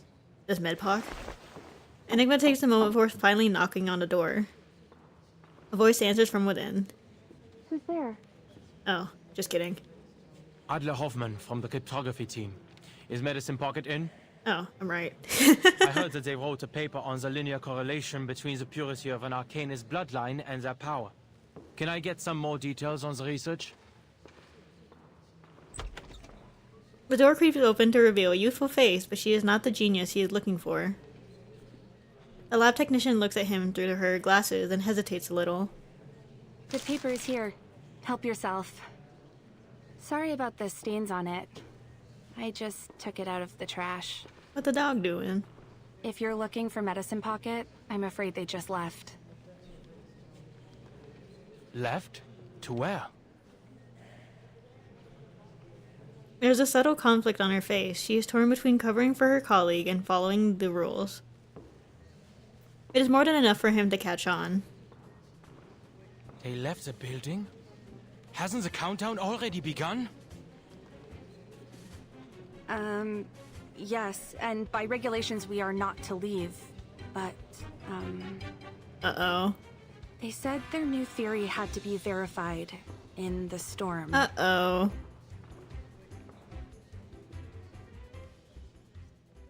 The dog's going for a walk. I don't think we have good weather for that. Side effect defense research progress report. 3. Immediate dead. No other symptoms. 7. Soluble in soil. 11. 14. Hair modification. 5. 30. Dispersion of consciousness. 9. 46. Fluid allergy. 47. Persistent severe dehydration. 1 person. I feel sorry for that 1 person. 48. Proportional body shrinkage. 57. Embrittlement of the whole body. 3. Unstoppable and reversible. 7. Avoid the ground and wear special footwear. Shave head and observe further. 30. Call out. Which one is 30? Oh. 30. Call out loud. 46. Maintain a dry environment and control water intake. 47. Continuous infusion. 48. Administer care per the lab's test animal standards? Okay. 57. Apply a solidifying spell or wrap in cotton. Those are solutions. That the one person that has the consistent severe dehydration. That is so sad. That's like that has to be one of the worst ones, honestly. Even compared to some of the others. I mean, they're all bad. But like, severe dehydration. I could never. To open the floodgates, throw wide the gates.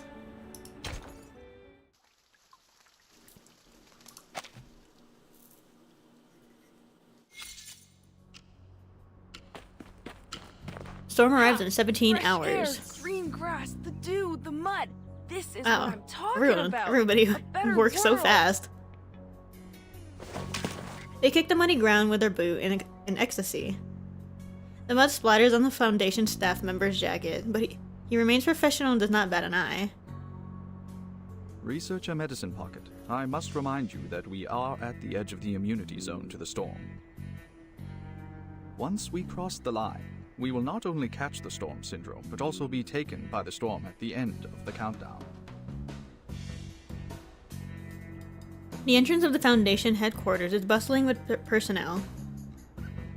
As the storm approaches, a long line of field investigators has formed at the gate, waiting to pass through the security.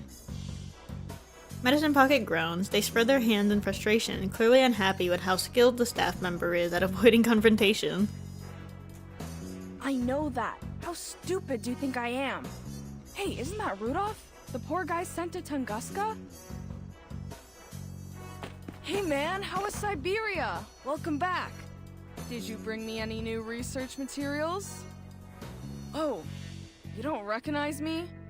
You're breaking my heart. Oh my God. It's me, your best friend that you just met, Medicine Pocket. They're so silly. Medpoc's attempt to approach the line is quickly thwarted. The staff member has to practically yank them back by their arms and legs. Researcher, I must make clear that you only applied for 15 minutes outside for research purposes. Your countdown starts from the moment when you cross this line. Okay, safety first, I know. Get off me, you're hurting my arms. Medpoc struggles desperately and finally manages to plant all 4 limbs back on the ground. I'll bounce as soon as the storm syndrome hits.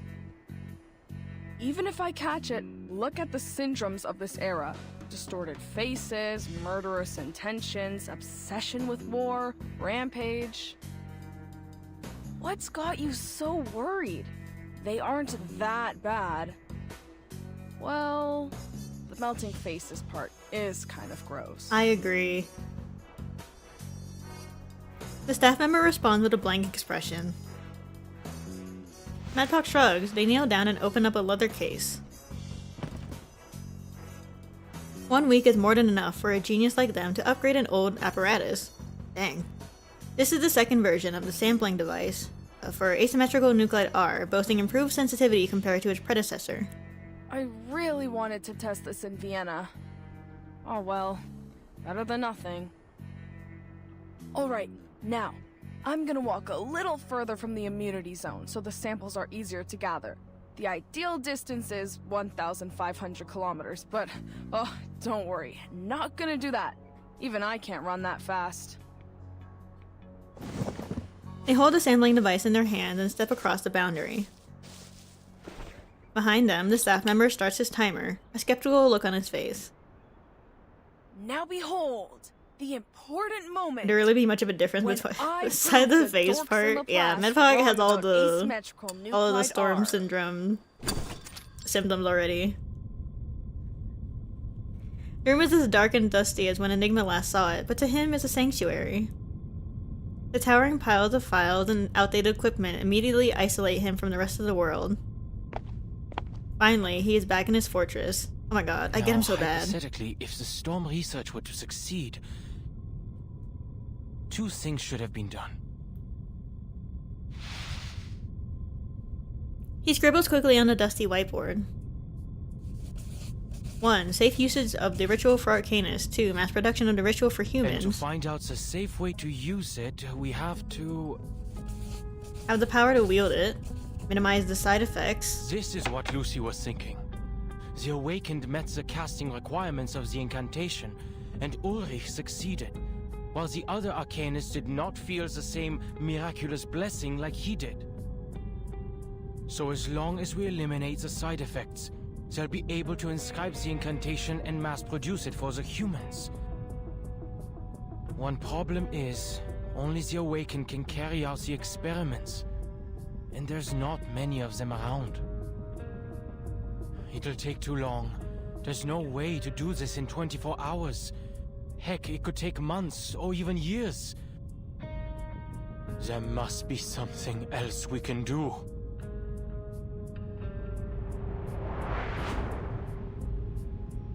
But you are not an arcanist. Why should you play by their rules?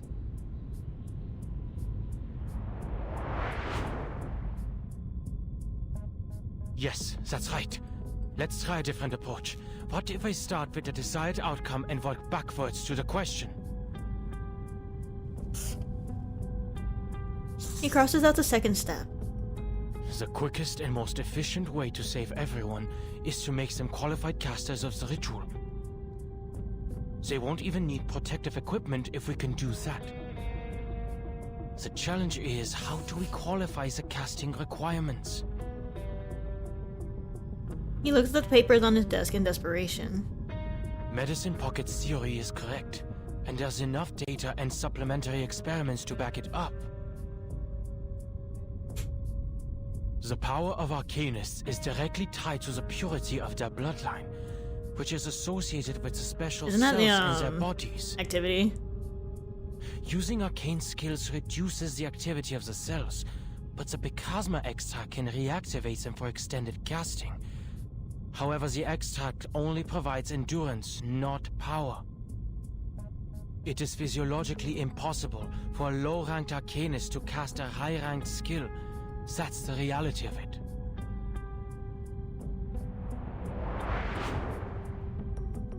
If we were to compare the power of arcanists to household appliances, let's say their normal voltage is 230 volts, and if the storm immunity ritual were a high voltage source of 1,000 volts, no, millions of volts, like lightning, the household appliances would be destroyed in an instant.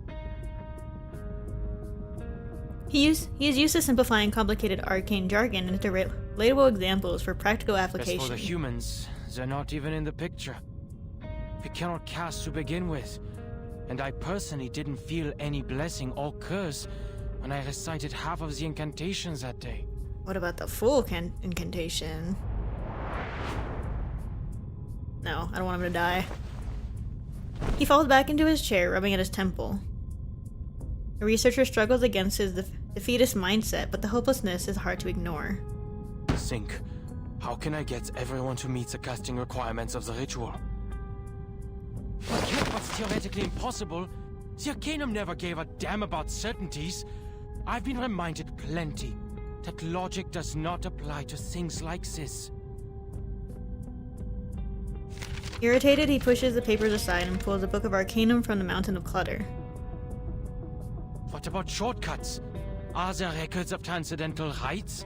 Significant celestial events? Sacrificial offerings? Or even Numa emanating ingredients that could boost the user's casting abilities? Wait, Numa emanating? He's cooking.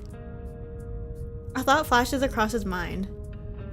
Oh, he's cooking. Where have I seen that word before? He rushes to the bookshelf and starts rummaging through the dusty volumes. It was in the files Ulrich told me to read. The Timekeeper's report from the Aegean Sea. Those islanders call the storm the emanation. Why? The emanation. Emanation. Just what is emanating out? Whoa. The door swings open with a loud bang, causing him to jump in surprise. The towering stack of books next to the door tumbles over, as if nudged by an invisible force. Then he hears a familiar sound, shuffling footsteps from the hallway outside, sticky and wet. Oh, hell no. What the? Dawkins, I hope you know this is not the time to catch up. That is if you're able to talk at all. No! Let go! I've just come up with an idea! Leave me alone! Oh my god. He braces himself against the desk, straining to resist being thrown out of the room. He squirms across, stretching his fingers until he finally reaches the red button. Somebody! Help! Oh, poor guy. Dawkins just wants a hug, right? He's lonely. He got turned into a really kind of gross looking mud golem. He's a little sad. Hello, thank you. Our minds are never alone. Our minds are in todos los momentos. Time waits for no one, even for a great people. Stamina items are oh my god, I cannot read. The Krasma candy, which is really a medicine that stimulates arcanist cell activity. Krasma extract is also what killed Hoffman. I do remember that. Have to do this. Hoffman's just a goober, don't hurt him. I'm not a fan of my work. I will try. Well, I mean, what did they even do? Like, they didn't kill the Our minds are or in the previous nodes when the symptoms or the side effects of the incantation first started. They didn't kill anybody unless they already died. They're just kind of like holding them The show's on. and making sure they don't die. Más allá del concepto mundano del tiempo. Which is worse, perpetual dehydration or being a mudman? I would say dehydration. It's not fun. Although I guess it depends on if being a mudman you have consciousness, but then you can't communicate. And I think that's also bad. But then if it's just like a zombie state basically. You're not really here for revenge. And it wasn't you who pushed away the books. Being and hydrated opened the or door. too hydrated, oh my gosh. The invisible ghost. Two evils. Victor, did you do that? Oh. The colossal muddy gingerbread man nods, surprisingly docile. Oh my gosh. Beside him, a whiteboard marker in the air begins to write on the wall. It's me. Then the marker turns to tip and points at the door. I shouldn't say anything about that. I will not make any references to that. Outside, people are talking and laughing with genuine joy on their faces. Ah, Researcher Adler! A figure in a shiny uniform suddenly stops nearby. Enigma recognized her as the unfortunate colleague who works with Medpoc. What happened? Any progress? Yes, Researcher Medicine Pocket has proved their theory right. Oh, slay. They have successfully found the asymmetrical nuclide R in the air before the storm, even if only a trace. Oh, slay. What did you say? They came up with the idea because the nuclide was initially found in the raindrop samples of the storm. They deduced it also exists in the air before the storm occurs, like the water droplets in the atmosphere before rain. So now, we can extract it directly from the air, without waiting for the timekeeper to bring the raindrops to us. This will help us a lot in the mass production of the protective gear. She trails off as she notices the look on his face. No way. The emanation. Asymmetrical nuclide R. She was right. The ritual works. Any arcanist can use it. And the solution was right in front of us. I didn't need to boost the caster's abilities. With the right setup and materials, the world before the storm is already an enormous stage for performing the ritual. It's like a charged pylon just needing a cable. Oh? Mr. Adler? The man slips past her and starts running toward the other end of the corridor. Thank you, Miss Whoever, and thanks for Miss letting me Whoever. know Dawkins and Victor. The technician looks around but sees no one. Nearby, a muddy head and a floating pen emerge from the door. Jump scare. He makes his way to the airlock door. It's me, Ulrich. Let me in. I need to see Madame Lucy. Tell her, I found a way to transcend the limit. Progress. We got progress. That should be good, but I feel like there's gonna be a catch. Knowing the storm. Excuse me, hold on. I need a drink.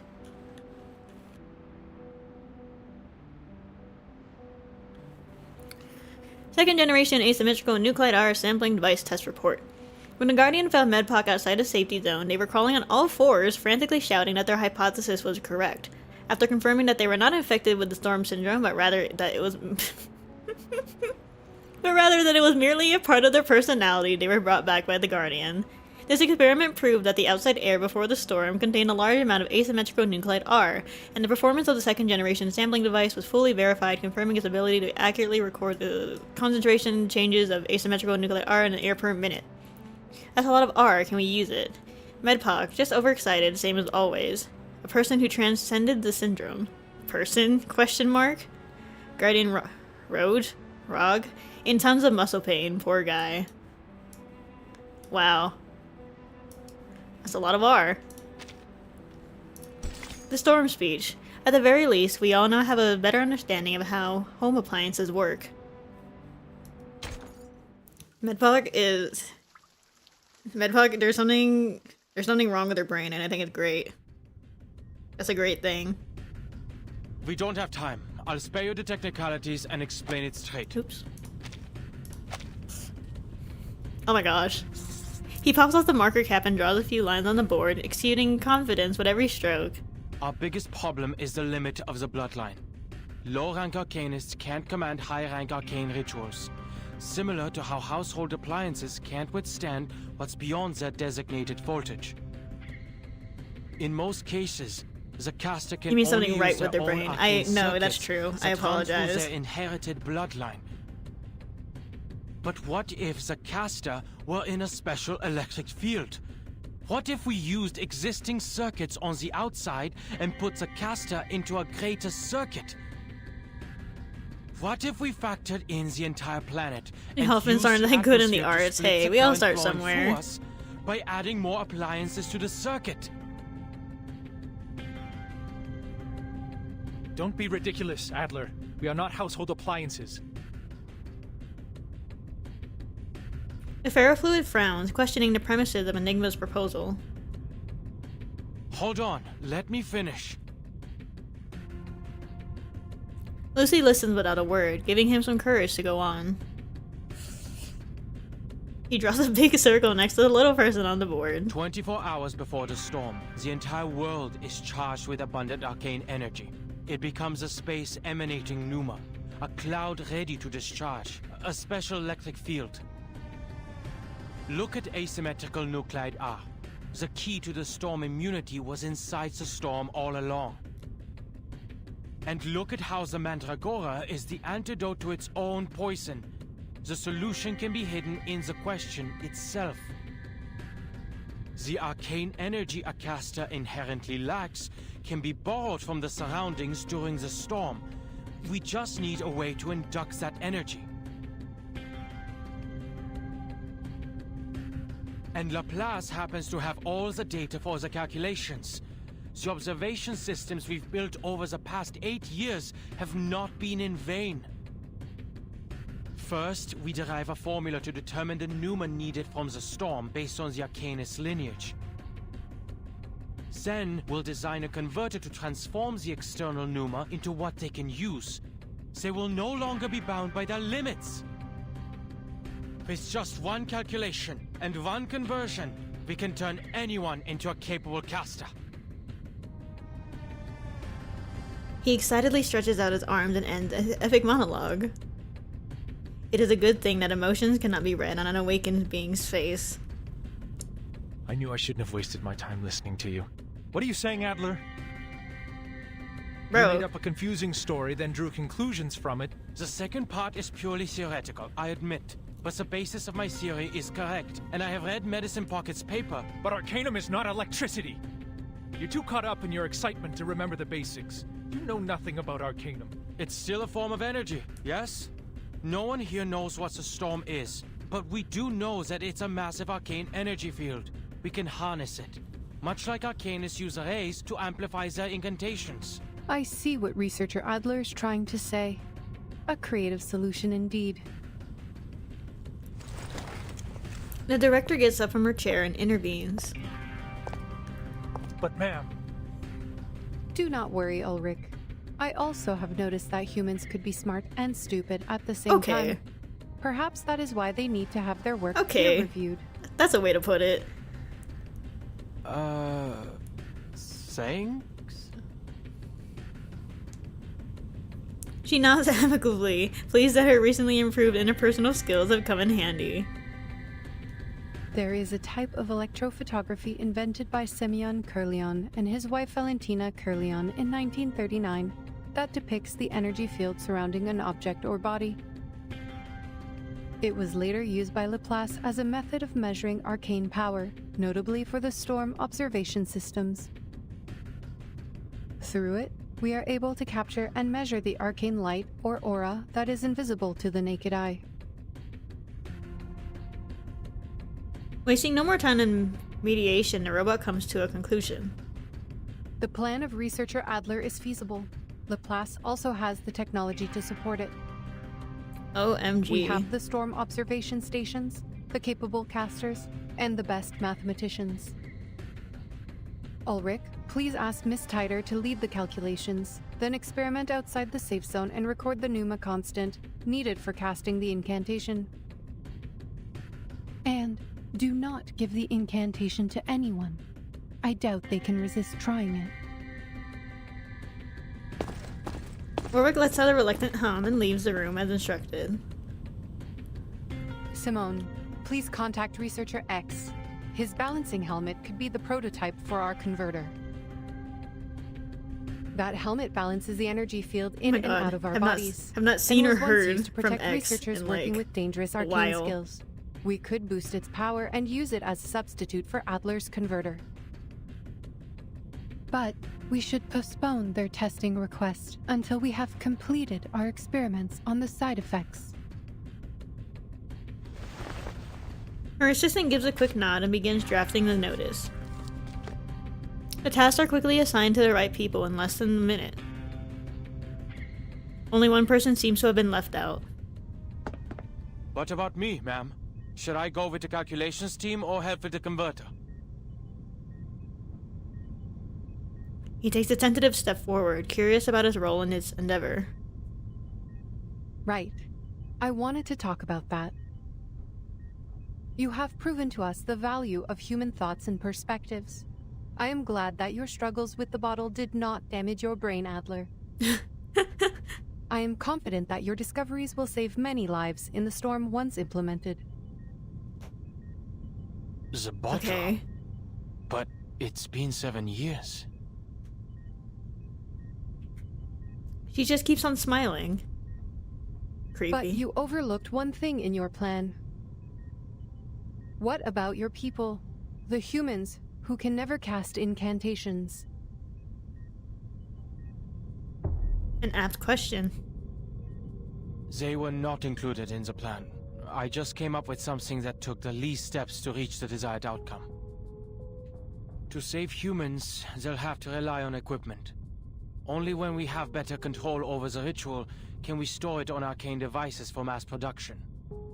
Then you should go perfect it. Huh? Huh. We only have 16 hours and 30 minutes until the storm. There's not enough time to... The feasible part of your plan is in motion, and all of Laplace will provide the help we need. We will make it work. As for yourself, perfect your plan so we can save everyone, including the humans. And we only have 16 hours and 30 minutes to find a solution.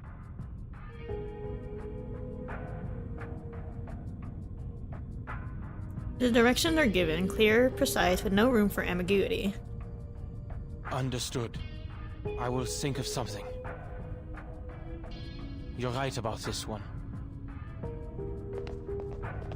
He turns and walks away with long, purposeful strides. Behind Lucy, Simone has finished drafting. There was no way he overlooked his own race. Yet, he still gave up his own people and brought this plan to us. Were we too hard on him? Were we? She turns nonchalantly and sits back in her chair. But I made the right decision. The internal line rings. The assistant puts down the list of side effects and grabs the phone. Yes? Yes. We will provide the tech support. She ends the call with a grave expression on her face. Uh-oh. It was Xeno, Mom. Uh-oh. They lost contact with Team Timekeeper 3 hours ago. They're asking us for tech support. Oh my god. They have to make contact with the island immediately.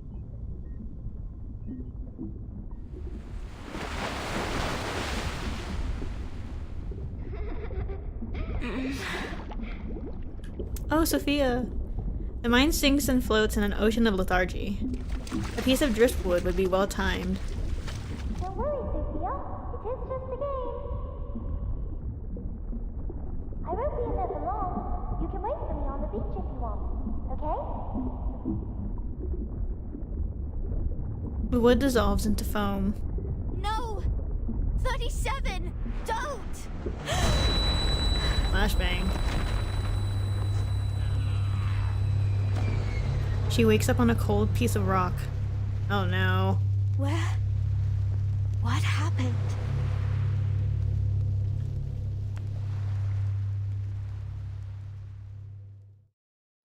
What is happening?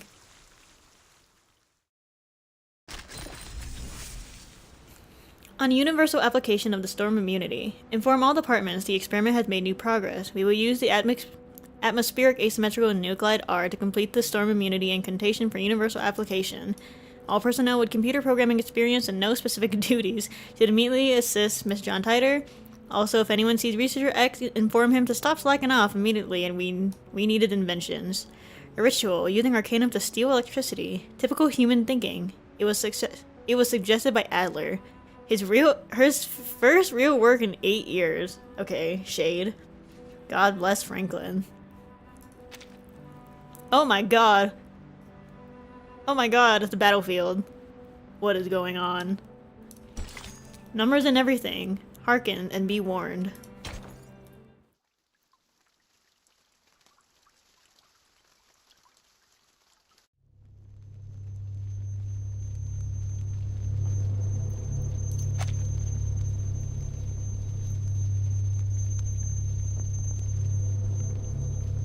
Oops. The once magnificent columns are now reduced to rubble and irregular stones. Blood rings in her ears, drowning out all other sounds. Why? I remember now. The island fell ill, and 6 summoned all the integers to the cleansing ceremony. 37. She went to Apiron. They tended to their missions. I went to the square to pray for them, and then there was an earthquake. Warplanes thunder above, whipping up debris in the girls' garments in their passing. Oh no. The human army? Wasn't the Foundation mediating the disputes? Did they betray us? No! I need to calm down. I need to find the others.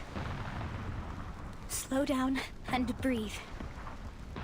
Stability is an essential virtue to becoming an integer. Okay. Let's clean up the place first. She places a hand on the brass ruler at her waist, and as pious as ever begins to recite the incantation. Ena eftegramot mima. Schematizete otan enosume dios simia. Nothing happens. The incantation didn't work? Did they fail to perform the cleansing ceremony?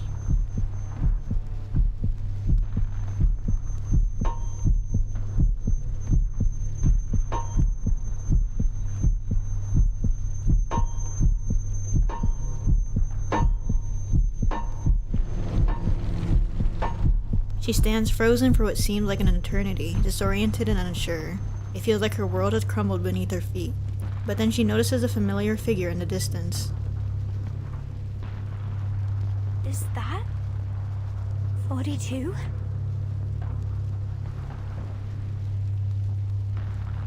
The man struggles to stand, rambling to the emptiness around him. no one survives the oblivion. His hysteria is acting up again. I should help. Die, you lunatic! Oh my god. This is our land! Right from the beginning! Oh lord. When the smoke clears, 42 is gone. Oh my god. No.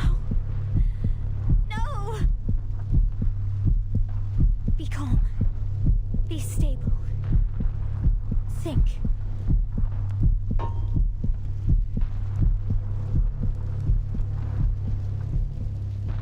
I have to go check on him. I can do this.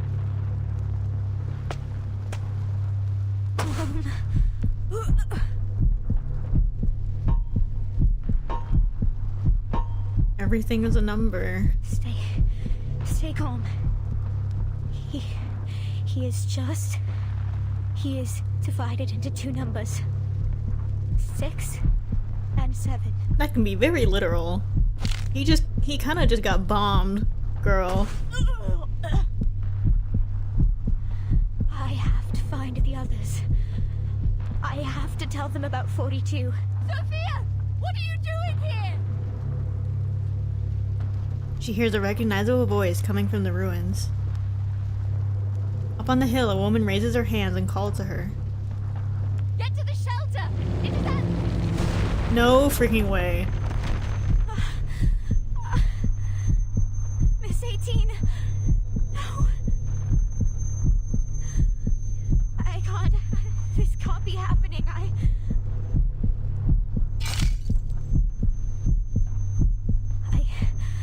Even just seeing the number divided is already morbid.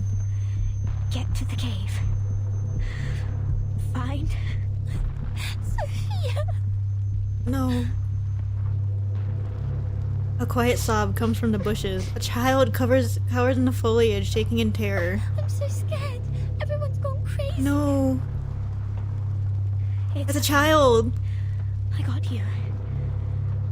Come out now, Lacey. We will go find the others. But the child stares at her in a panic, hugging her knees even closer to her chest. No, I don't want to see them. They will go crazy. Everyone. A droplet of paint emerges on her face. Lacey, your face. But Lacey brushes her hand away. She turns around and runs deeper into the forest. No! The child! This is terrible. Her soul has tilted toward excess. This is wrong. I am the corrector. I have to help her, or she'd get herself Oh, killed. Sophia. I fear it's already too late. I have to right the wrongs here.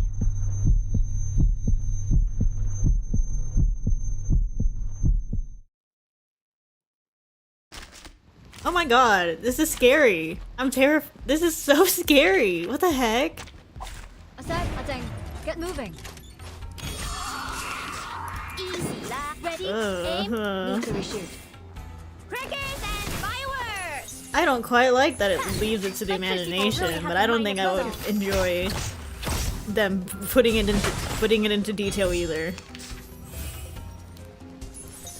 Take it easy.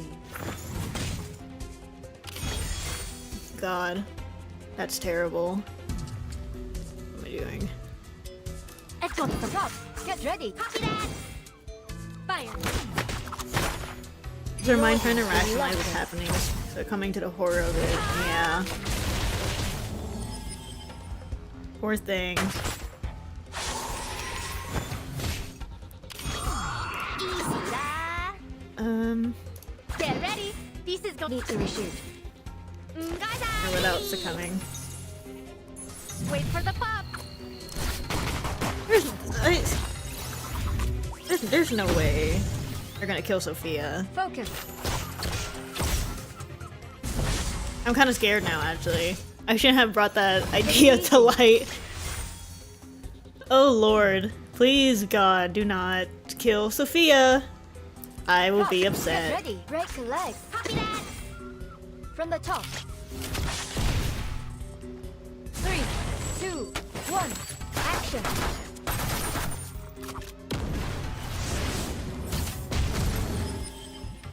Oh, do not smiley face me. 2, 1. Action. Please. Oh my god, the way that they fade away. What the heck? Oh, there's 2 rounds. What the crap? Why did I waste my ult? Ready? I've got some trouble. Need to reshoot. Surely nothing will happen to the nice designed NPC. It's not reversed without a little bit of tragedy.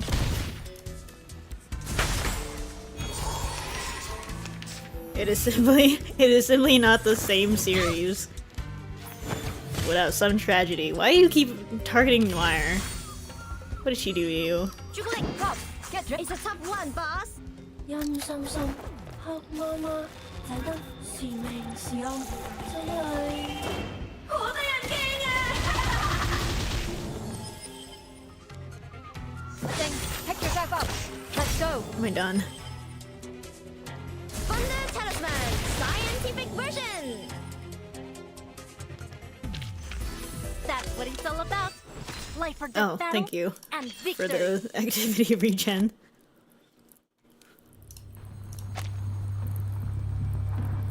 The world is warping, painted over with vibrant oil hues. Her headache is splitting. Each step feels like like walking on lava. Come on, Sophia. Keep yourself together. Keep your soul in balance. Rip Dora. She was cute. Till not toward the excess.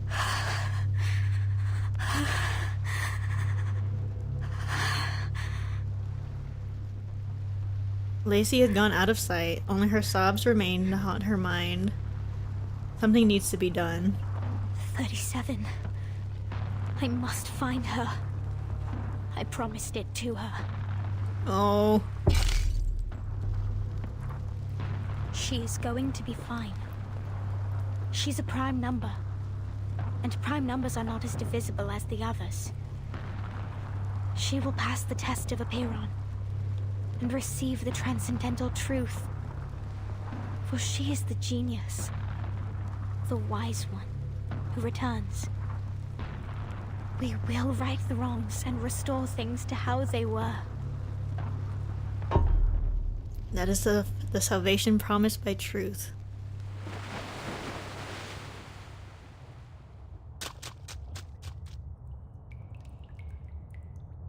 But take heart, the race of man is also blessed with divinity, for nature has already revealed her secrets to them. Once you understand this blessing, you will easily achieve all that is set upon you. You will heal your soul, and be free from evil and suffering. The golden verses. A ray of light breaks through the darkness. Sophia! Oh, thank God! Waited for me.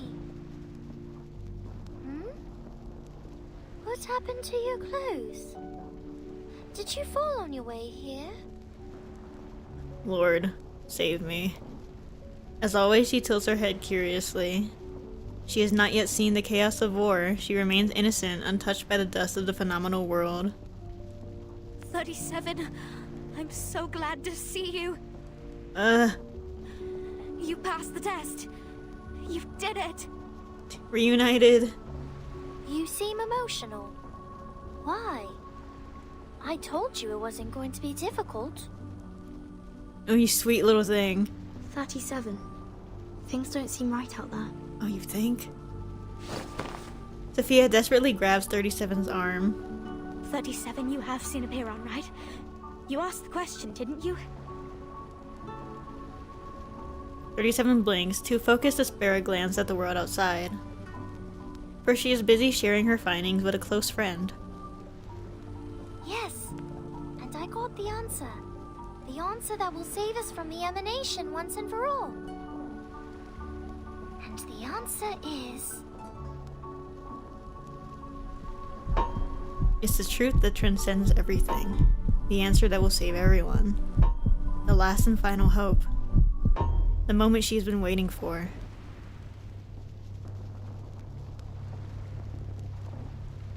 Is that her face? it? The one true answer from Apiron is a string of numbers? 37 nods, having just recited the last number.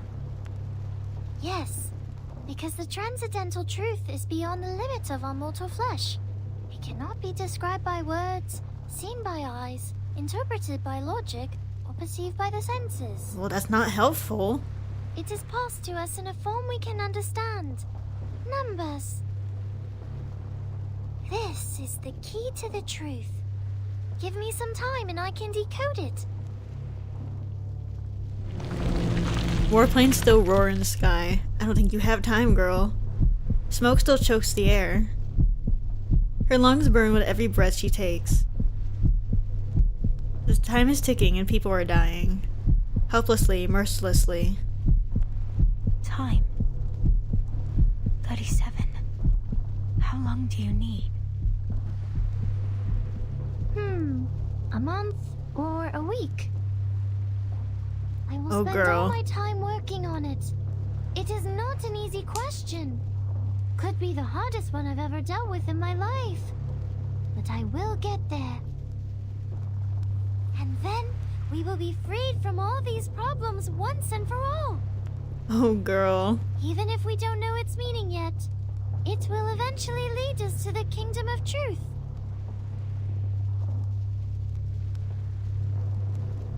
She stops her enthusiastic explanation and looks at her friend worriedly. Sophia? Why are you crying? Oh, no.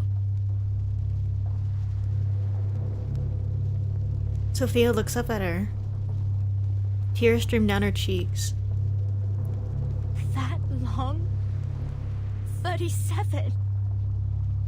A truth that distant won't change. What's in front of us now? She breaks free from her friend's grasp and races into the smoke and dust of the phenomenal world. Oh.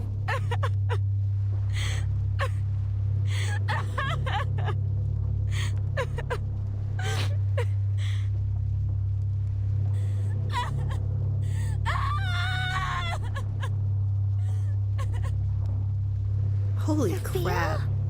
Holy crap. Sophia!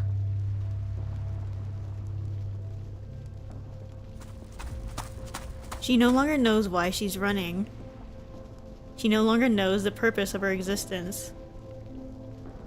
She only knows of the wild, fiery sensation rising in her chest. Everything is a number.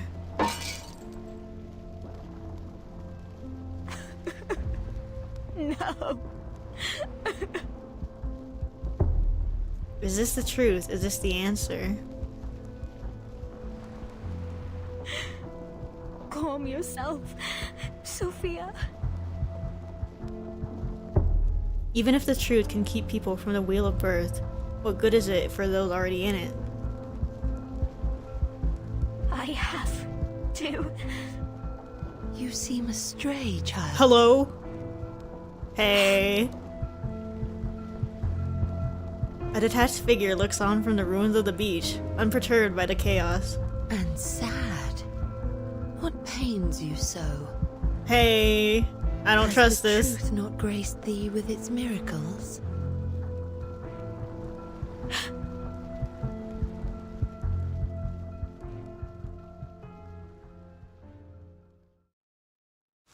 Hello? Oh my god. Oh my god. What the Holy crap. Hey, wait. I don't trust that. I don't trust that. I'm scared. Oh, Sophia. I have a something I love and hate about Reverse is that whenever I have a scene of someone crying, it goes on for so long. Like this, do we know what I mean? Like Marcus's crying after Hoffman's death, that felt like it went on forever, and then this one too. of her crying and then screaming. Oh my god. Save me. Let me catch up on chat before I read this one. Really telling him 37's character, the first thing she notices and looks for was Sophia, unlike Burden, who could tell something was wrong while still in the cave. Oh my lord.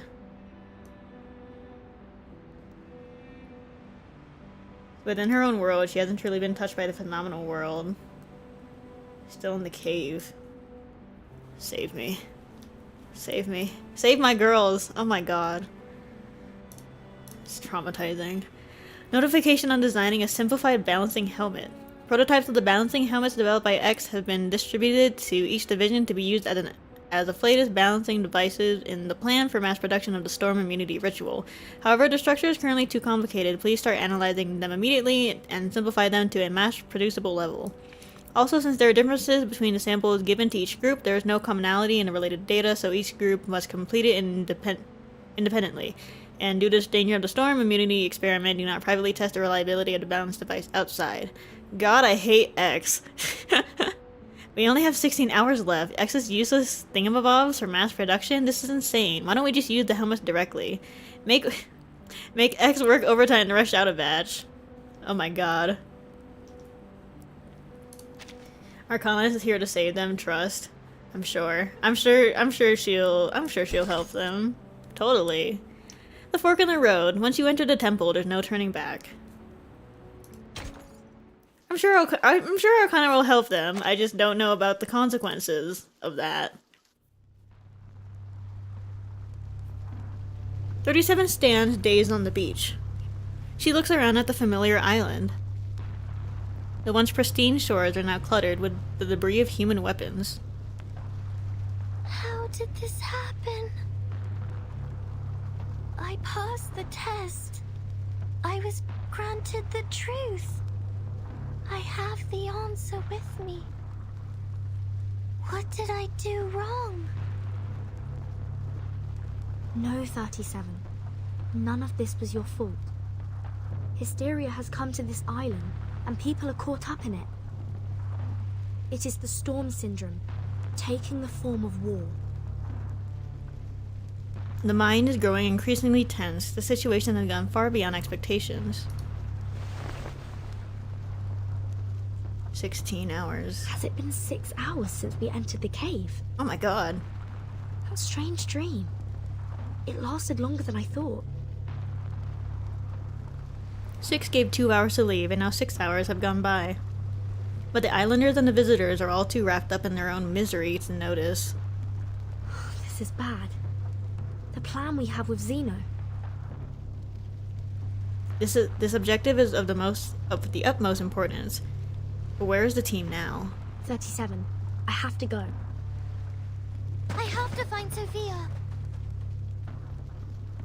She dashes into the forest, desperately searching for any sign of her red-headed friend. Just as she goes further, a faint call stops her. 37. Oh my god. Hey, dude. Oh my god. 6. You seem... Oh my god. 6. The leader looks even paler than usual. His robe is in tatters and his crown is covered with dirt. He rests his back against a broken pillar, gazing up at her. Have you passed the test? On what question did you seek its knowledge? And what answer did it give you? Stunned by everything she's just been through, 37 recites the numbers for the 3rd time, still a little dazed. He listens intently and falls into a silence. 6. Weren't you going to perform the cleansing Maybe we should have looked out for the playable ones. Oh my god. There's too much death going on. Please come up to me, Miss Verton. I wish to have a word with you. His voice is gentle, but his expression is grave. A gash runs across his stomach, his robe soaked in crimson. 50 strides from here. On the semicircle square. I want to say there's no way they kill him, but like he is literally bleeding out in front of us. I have done as much cleansing.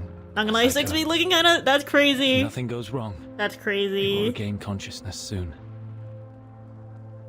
May I know what happened during the Slaying cleansing ceremony? even as he is bleeding out.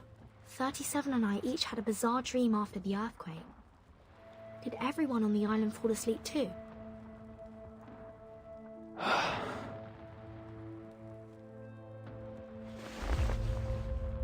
The island's order If he is playable 6 forged with a by our ghost the whole faith. time, he's just really good at hiding his floating. And now that faith has been I'm broken, sure he's not the only playable that is all there is to who it. knows how to float. He doesn't have to hide Did you it. say? Vernon's used to it. Upon our arrival, I sensed a large-scale ritual surrounding the island. Is that the circle you kept talking about? Was it broken during the ceremony? No, the ceremony was just a ceremony. It was never the source of our faith. Our journey was ended by the same thing that began it, Miss Verton.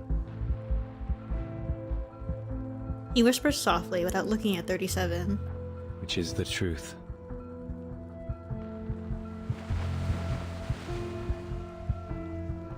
Yeah, we got a lot of ghosts in the suitcase.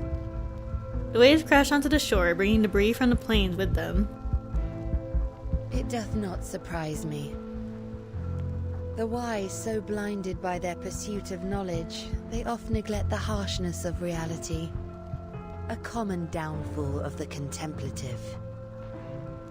Pray tell, in the midst of such overwhelming destruction, where has their vaunted wisdom gone? And what good does it bring in this final hour?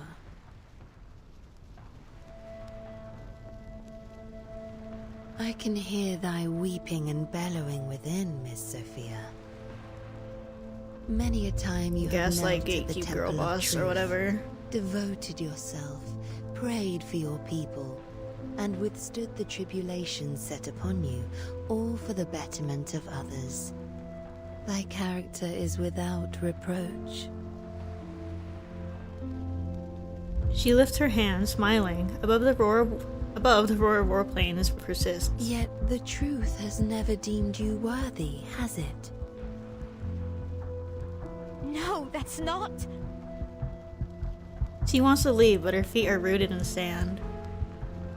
She wishes to defy, but her body refuses to budge. And where would she possibly go after all this? You shall be granted Girl to girl talk. How heartwarming. Yeah, this is girl talk. A blessing that Nothing to worry befits thy about. devotion. Her unsettling tone causes the girl to instinctively step back. No. That's a violation of the scripture. We shouldn't. The scripture? Yet you were never truly counted as one of them, do you not agree? As evidenced by the decision that truth hath made.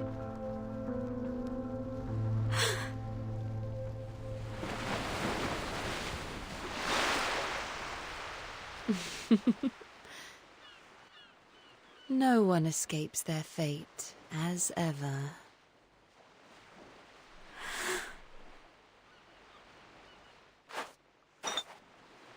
What's inside?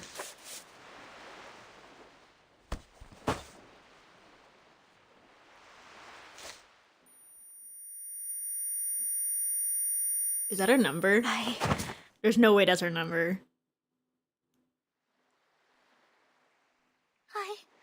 I don't understand.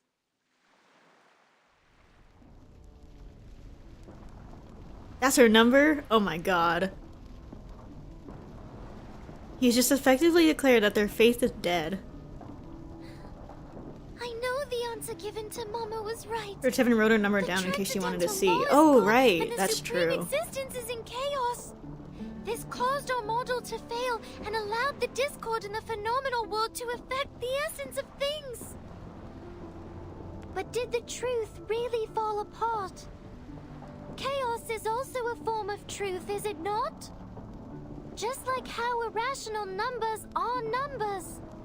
Despite our dislike of them, they still exist and cannot be denied. She steps forward, hoping for an answer. But how? How did this become the destruction of our people's faith?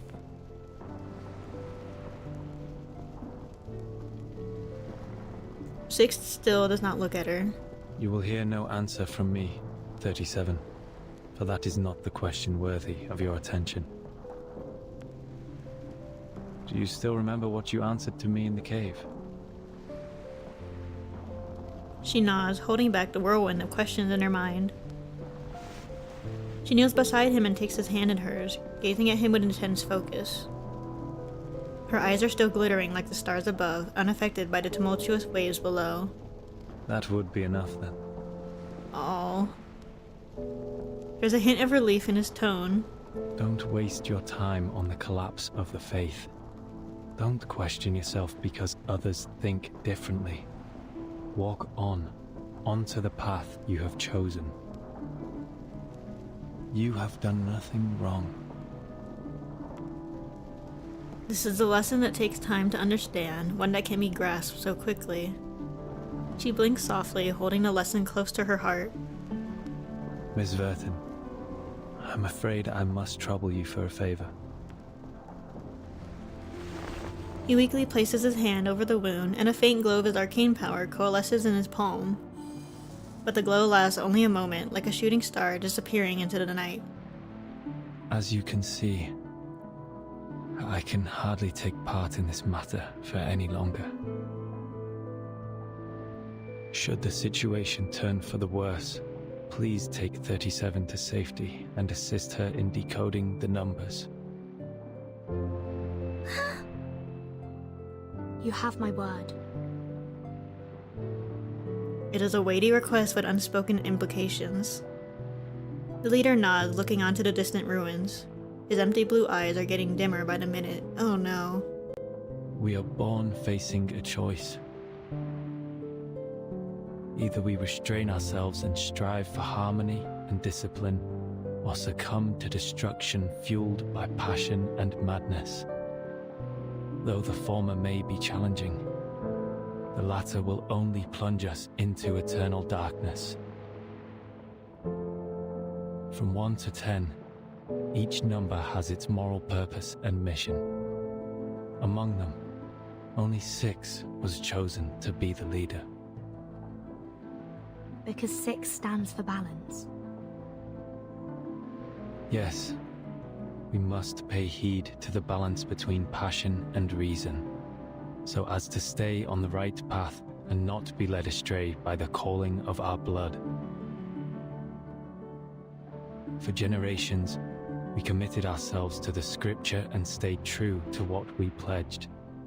We left the trivialities and troubles of the phenomenal world behind, and served the supreme existence with the fruits of our knowledge. This kind of faith was how the island prospered, and it was the source of our salvation. Through diligent practice and contemplation, we managed to remain secluded and independent from the rest of the world.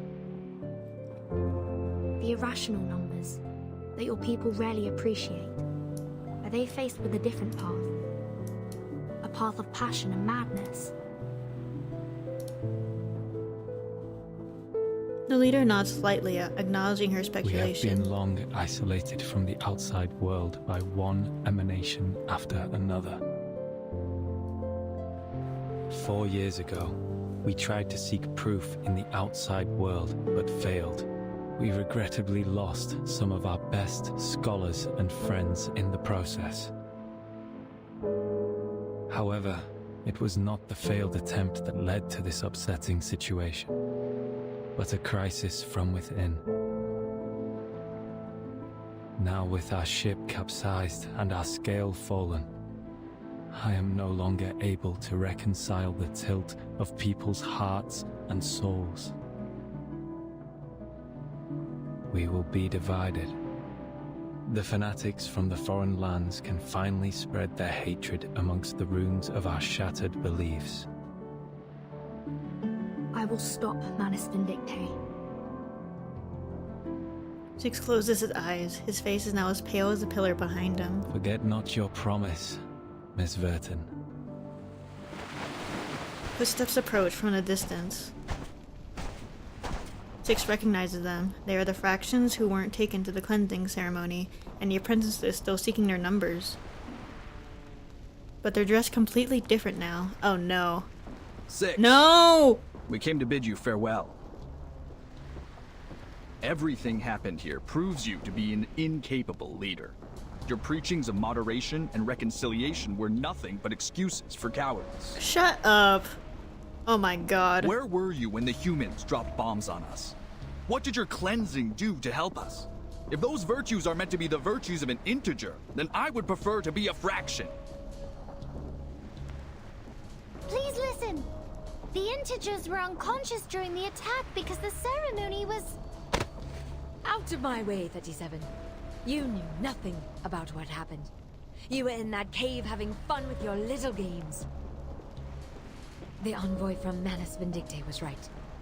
We have grown too complacent on the island and have forgotten how to fight. We foolishly believed that staying out of conflicts would guarantee us everlasting peace. Why didn't you parry the bombs? Yeah, why? Come on, Six. Open your eyes. Why didn't you put a giant shield How can we not around seek revenge the for our island spilled blood? and fly over there and stop the We damn must bombs? act and reclaim God. what was taken from ours. That is the true meaning of salvation. Your anger continues to escalate. 37 shakes her head firmly, refusing to back down. It is true that I was absent earlier, but please listen to me. Everything will get better because I already have the truth with me. The truth? What good will it do right now? Will it drive out the humans? Will it reclaim our home? Will it bring back our deceased friends?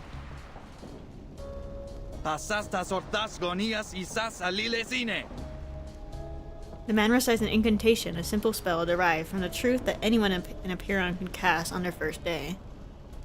But now that their fate has crumbled, the radiance is no longer there. Oh. What salvation did your truth bring when steel pierced our chests? Manus Vindictae granted us the power to fight back. Okay, I guess. What did the Foundation I guess they have a do? point, but I don't think this is the right way to go about it. One angry question after another, sticky, slimy fluids seep through their Don't masks. waste your time with these integers. The Foundation's envoy is here. It is clear they have taken the side of the humans. Hey, that's not our envoy. Kill the envoy, cut off her head, and bring it to our mother. What? The planes are not our fault. There's At no the very point in least. talking further. Take 6 to safety, 37. I'm the one that you're after. Then how are you going to... I will meet with Sinetta at the square. This radio is with them, and we will contact our people from there. Don't worry. We had a plan against the Manus, and we can still carry it out. Now, on my mark. Run!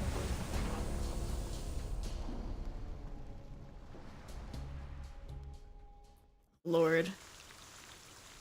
Yeah, they kind of have a point. I understand.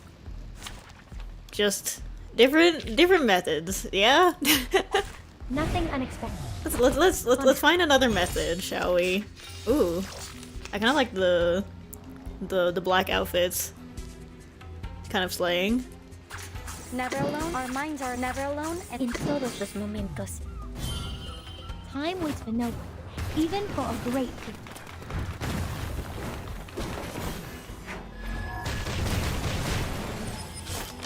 Sophia is the other irrational number to 37 mentioned when talking to Regulus. Also, Regulus was right about calling Sophia irrational. Devour it all. Huh. Mr. Liado's level up. Poor girl.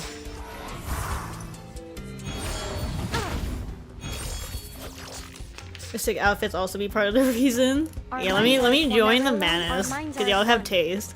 I'm a fan. The show's on. Atlante. I can appreciate a little bit of fashion sense, you know. Time waits for no one, even for a great people.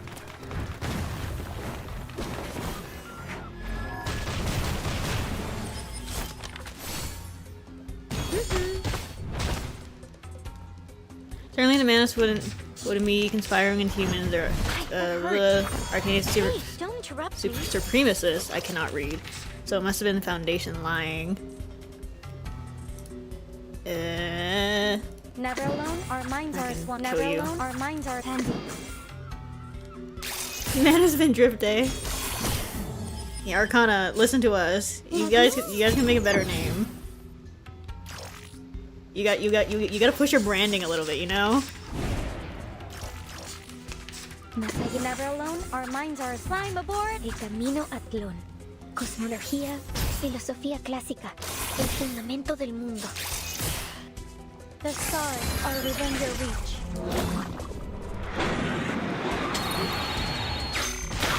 Only thing quicker than fast fashion is Manus' fashion department, right? Like all you gotta do is just take your already existing clothes, put on the mask, and then all of a sudden you're wearing all black and you look cool as hell. Like that's a good deal. I'm down. I don't gotta buy new clothes. Freebies. Give. A Greek tragedy. That's... What am I looking at? Hey, what am I looking at? Excuse me? Oh my god. A great tragedy, thus people make the choices they ought to make and walk the paths they ought to walk. I don't like this! I don't like this! Oh my god.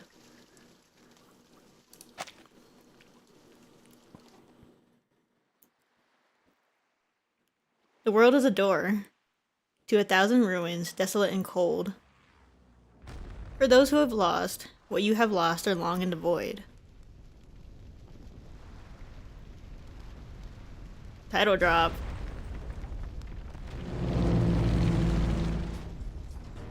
The flames of war rage along the shore. Humans, Manus Vindictae, and Apeiron believers, all consumed by madness. The paints from their storm syndrome have bled into the sea, creating a distorted mixture of colors.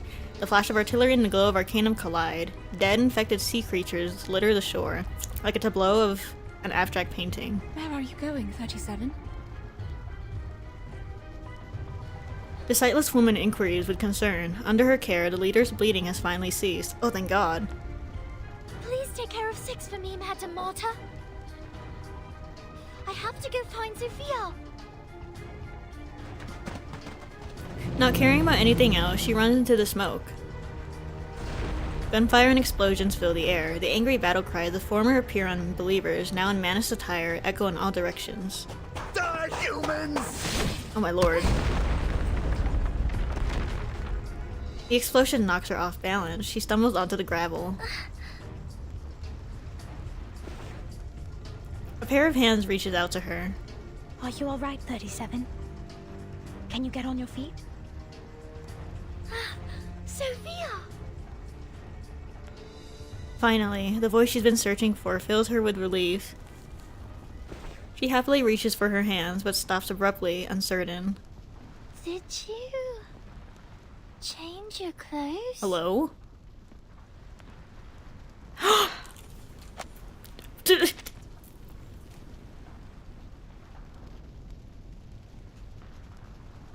Hello?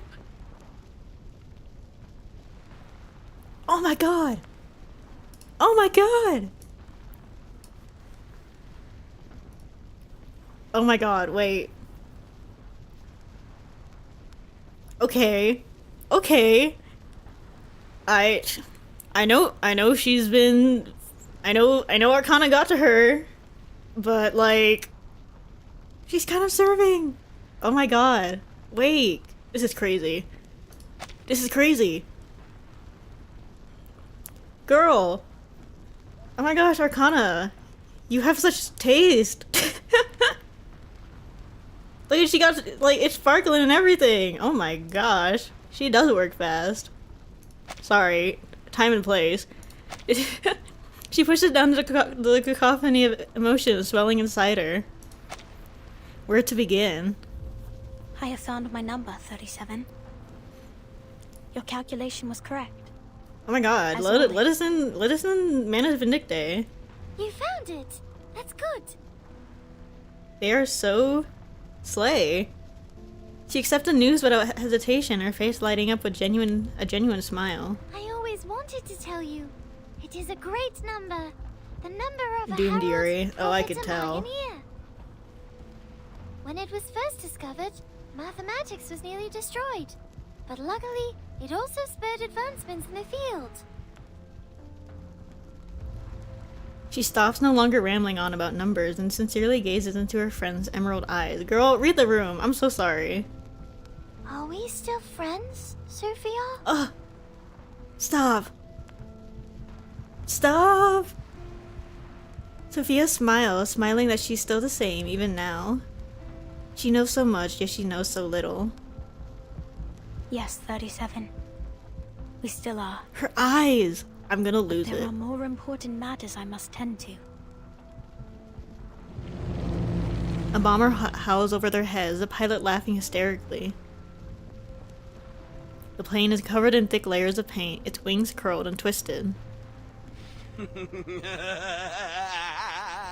This is ours! The land we discovered!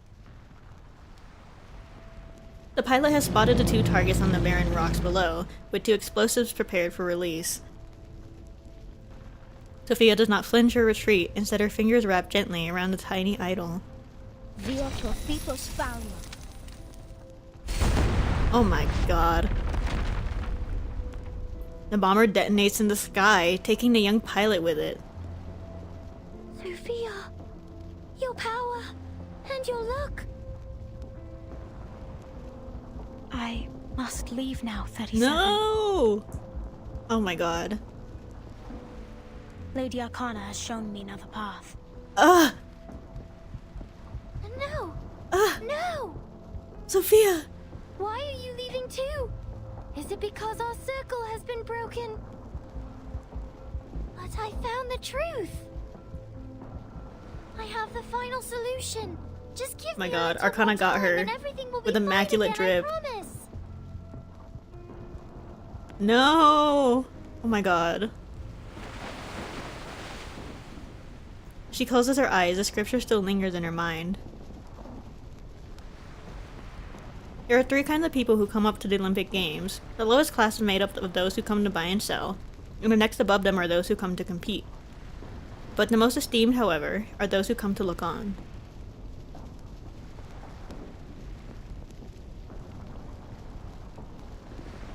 Only these wise pursuers of knowledge may release themselves from the wheel of birth.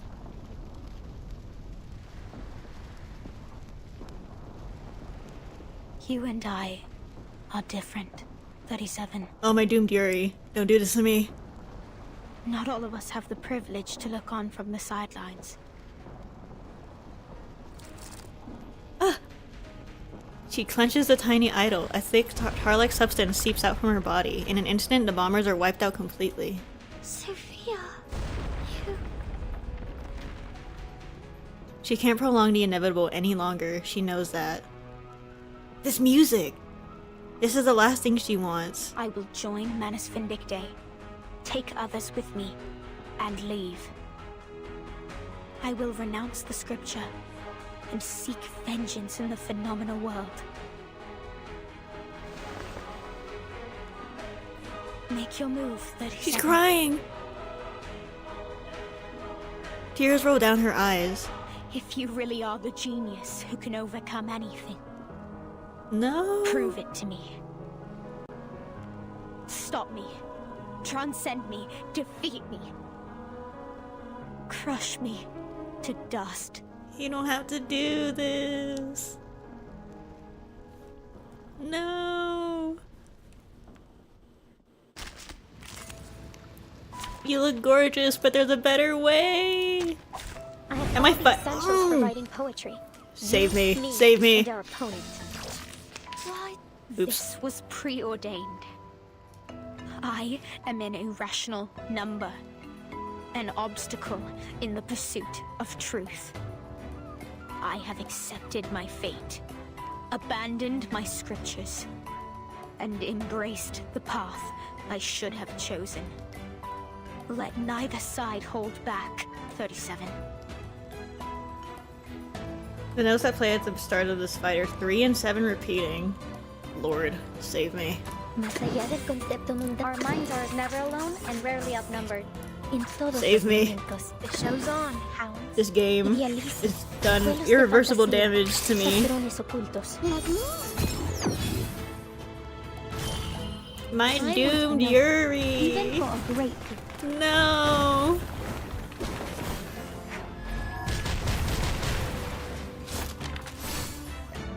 There's a nice breakdown video how 37 and Sophia OST play off each other. I love when games do that. Even games just having like what is the word for that? Is it leitmotif for characters? Hey, don't interrupt me. Or is it just motif? Something like that. But I love when they have things like that for characters. And then on top of that, they kind of like mix them together. That's so cool. A mice pass.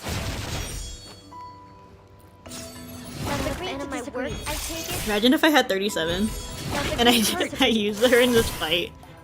Ugh, that'd be terrible.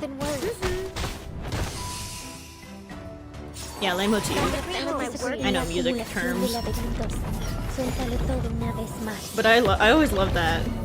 Especially in games.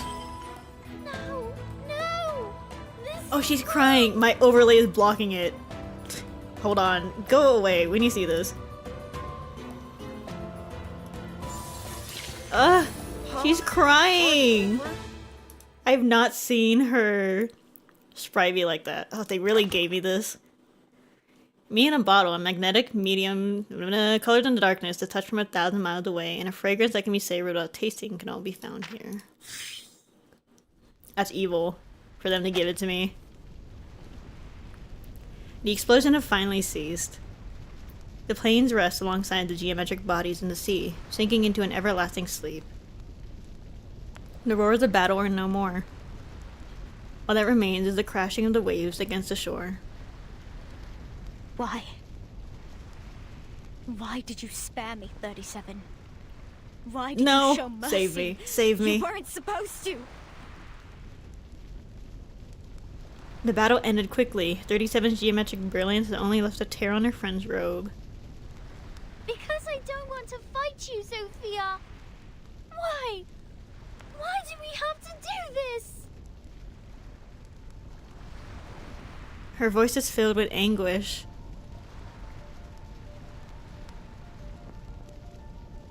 Sophia looks down in a long silence. Then she gently shakes her head. I'm sorry, 37. I have gone beyond reason. Beyond cure. No. I must have been out of my mind to make you fight me. Your hands were never meant for violence. They were meant for upholding the truth.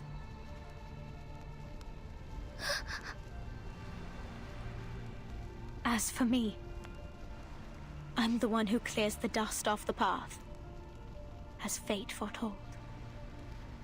Goodbye, my beloved friend. Stop!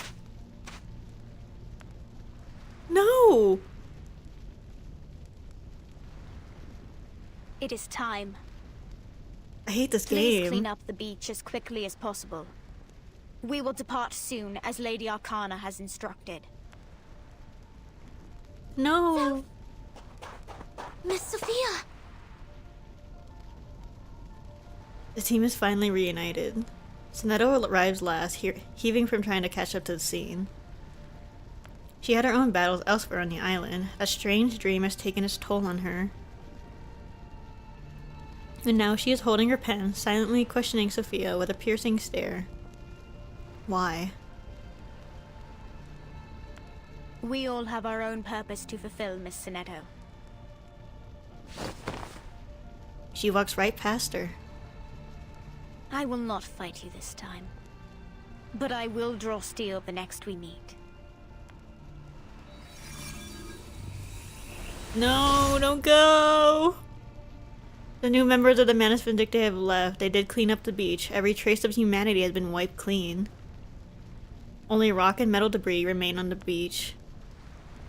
I don't understand any of this. She slumps to the ground and stares blankly into the distance. The truth transcends all and is above all trivial matters of a phenomenal world. It guides us to enlightenment and protects us from evil and misfortune. Does it not? This is what I have always believed, so I went seeking for it. It is finally in my hands. But now... 37 buries her face between her knees on the verge of sobbing. What went wrong? Was it my fault? Isn't this how the truth is supposed to work?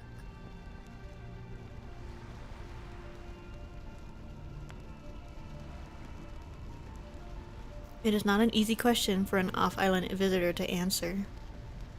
However, one thing is for certain. The truth has not abandoned you, 37. You haven't used the key yet, have you? It is still coded. The key.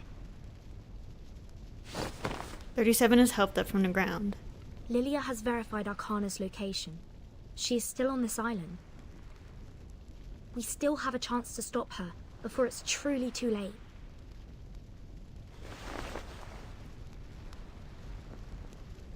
We should go now, Sonetto. We have 15 more hours until the storm.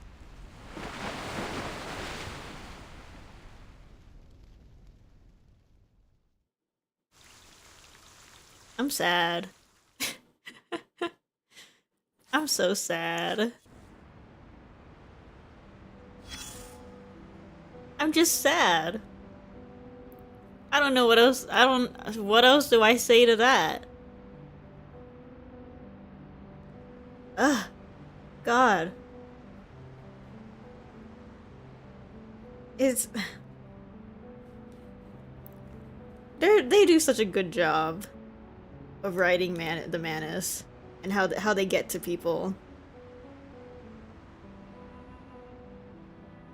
Well, it's like the...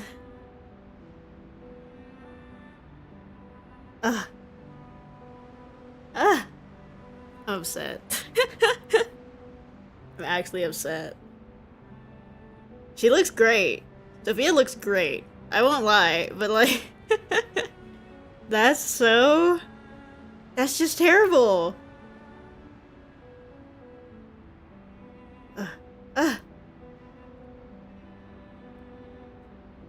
It's always, that's the... I shouldn't be surprised that it's Sophia. TBH. But like, it shouldn't have been. It shouldn't have been.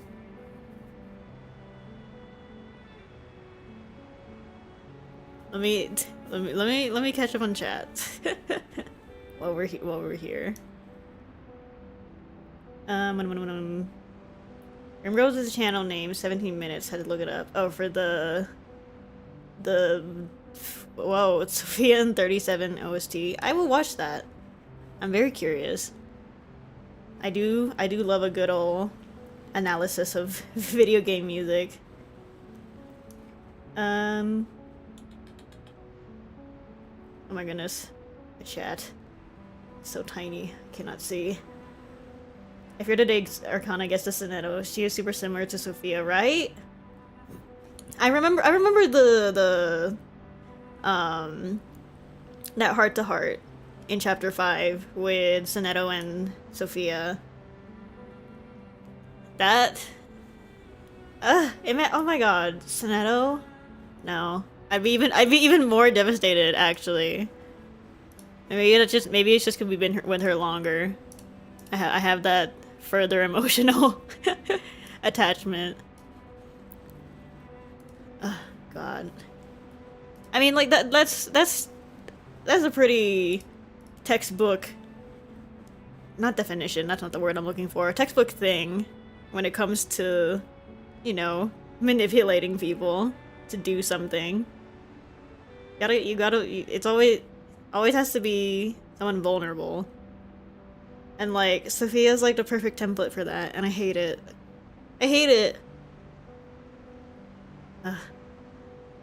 Sigh. Save me. I need to move my chat box, because I literally cannot see. 1 second.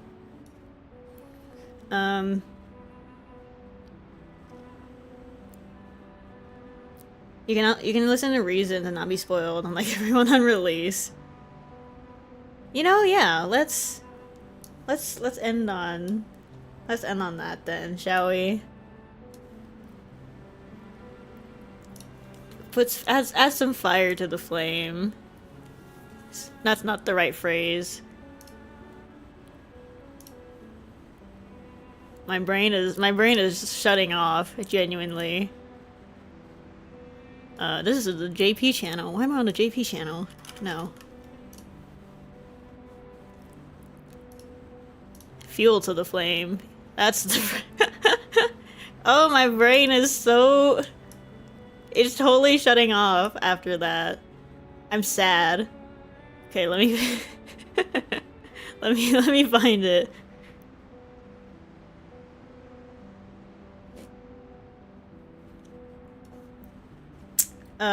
Oops. Reason was the special EP for this chapter. It uploaded a day after the chapter came online, so many people got spoiled. Oh, that's awful.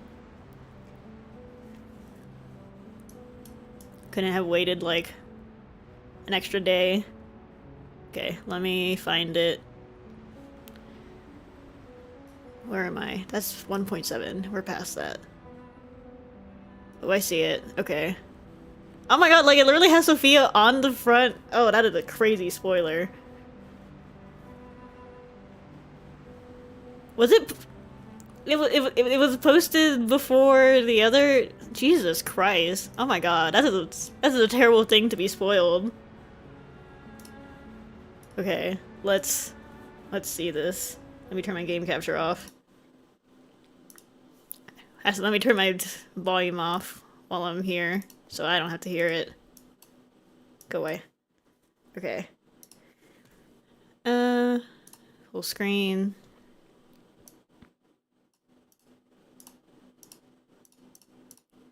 Where is... Here we go. Okay. Settle in, everybody. I'm mostly talking to myself. I need to settle in before I lose it.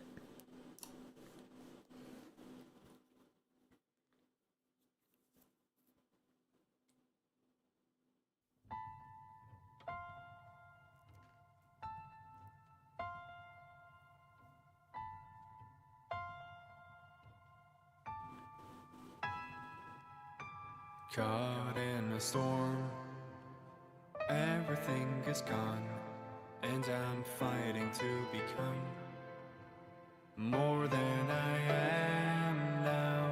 Flaws never showed, mind is still unknown, and I'm left to atone. Where's my way out in here again?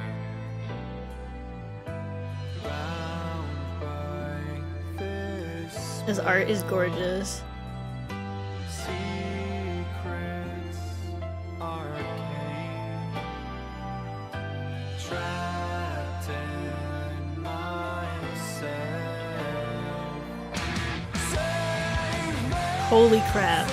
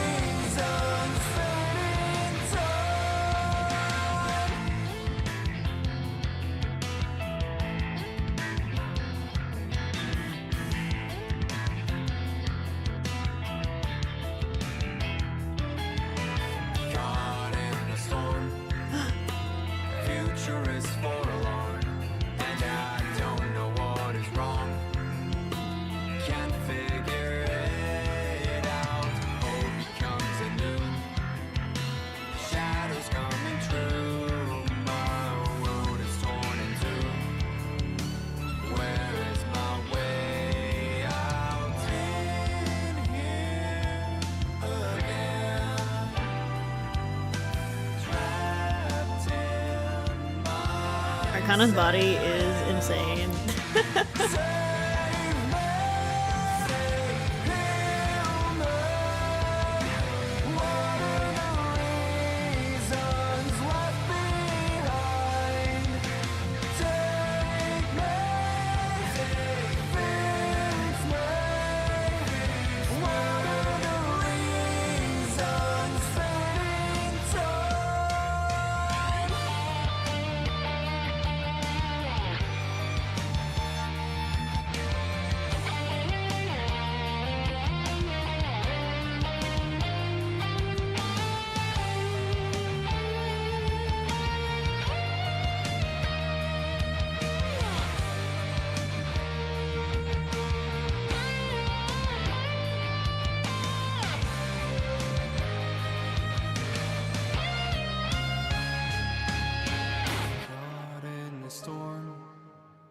Conquered it head on, and the dust turned into dawn. Found my way out. Save me, heal me. I know the reasons left behind. Take me, fix me. I know the reasons fading time.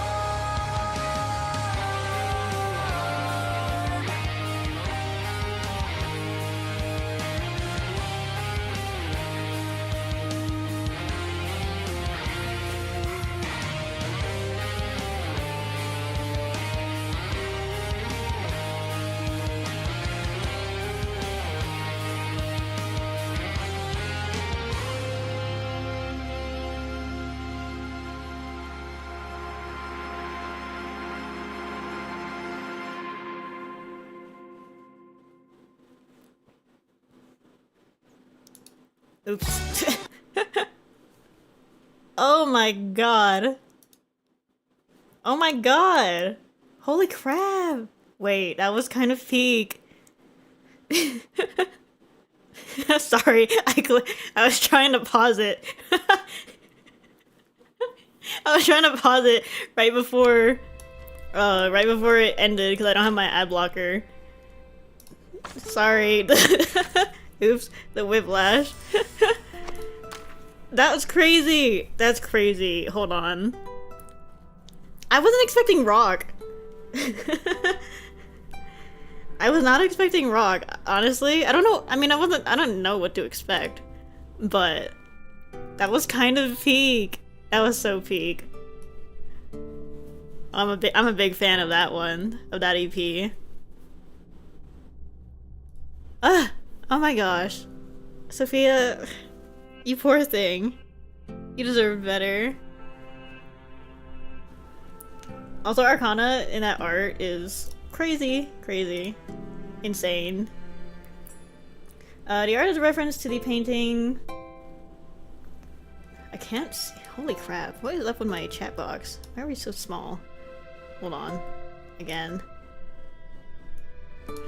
Where am I? Art reference to the painting.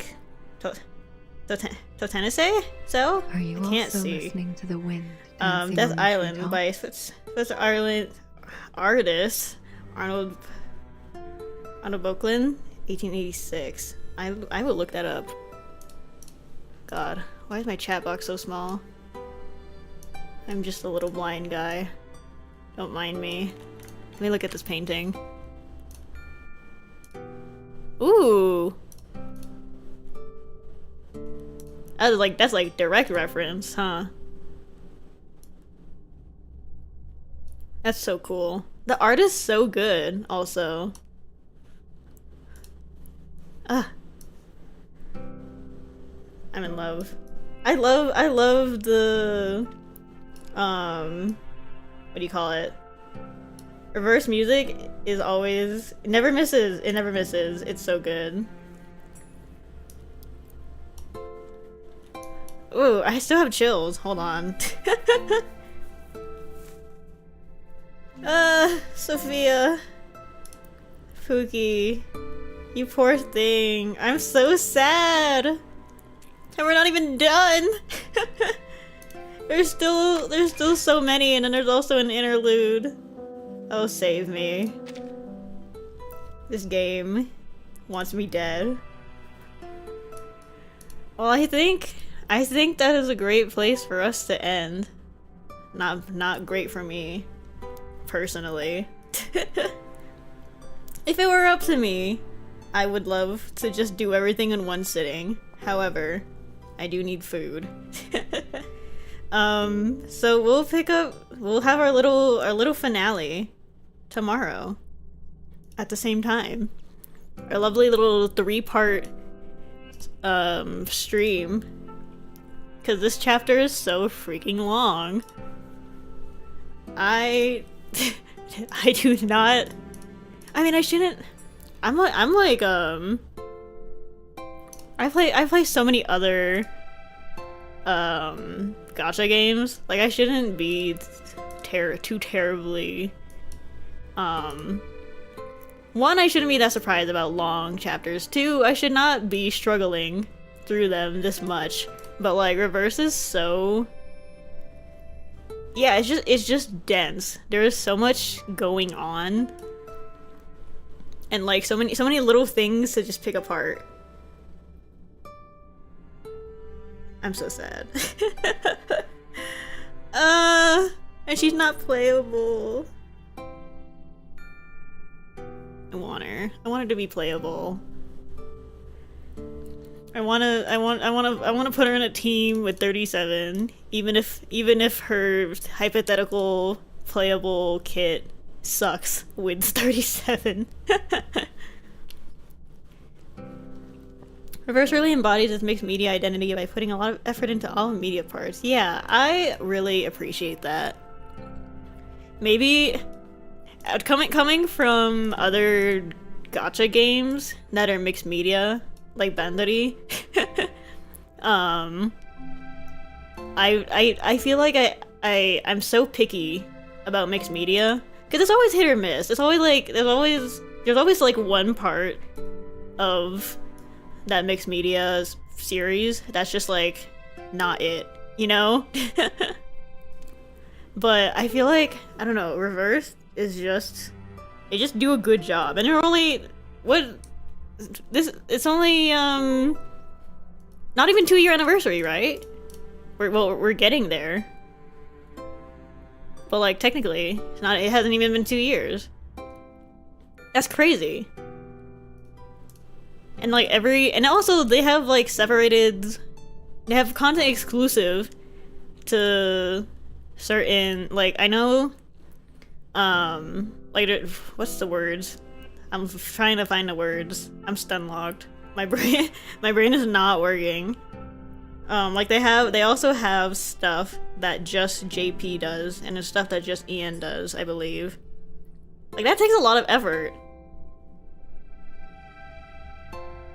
For us, it's October 26th. Okay. I'll be there. I'll be there. I swear to God. We will all be there for a global 2nd-year anniversary. Are you also listening to the wind dancing on the treetops?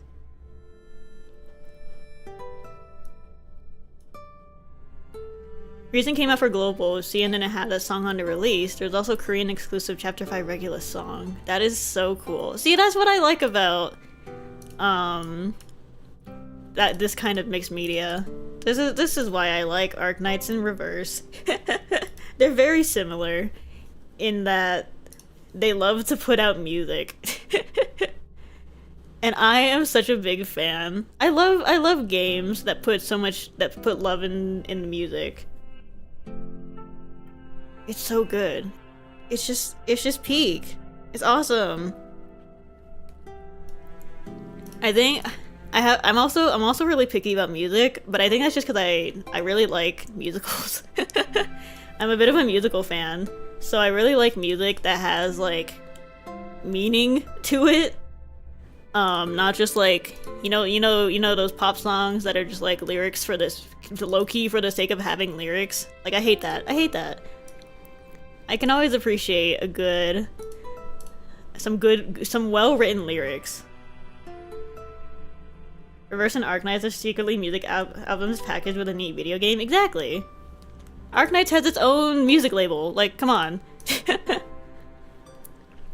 I also really like the Isolde opera song.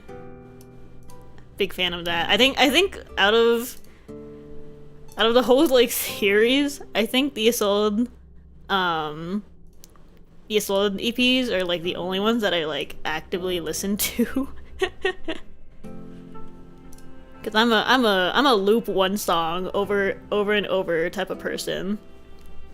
But Isolde's voice actress is just incredible. She's too incredible to not listen to.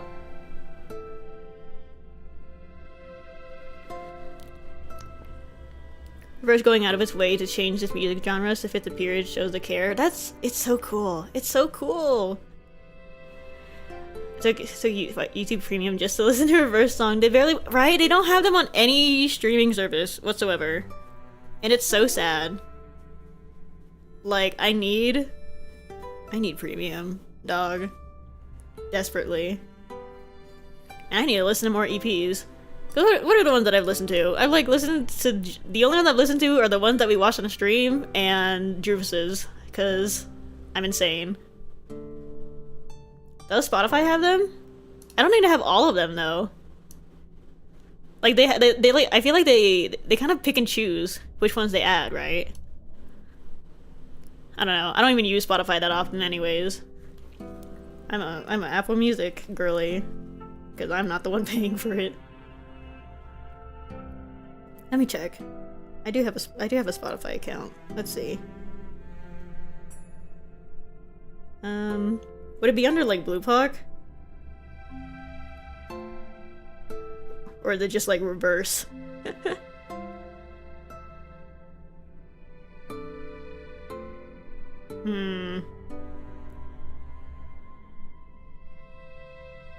I see a lot of people just reposting Reverse soundtracks, but nothing official.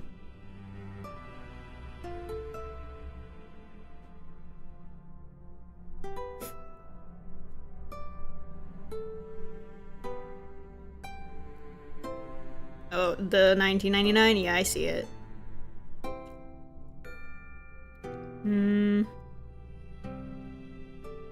I mean, it's kind of semi-updated. Although, the most recent album is Chinese. Or at least the titles are in Chinese. And then the one after that is the OST from No Sun Shiori. So it doesn't look like they really have everything, which is unfortunate. They should put more. I need them to put more on streaming services in general. Lest I buy or I start paying for YouTube Premium. But thank you everyone for hanging out. We will be back tomorrow to finish this incredibly depressing saga.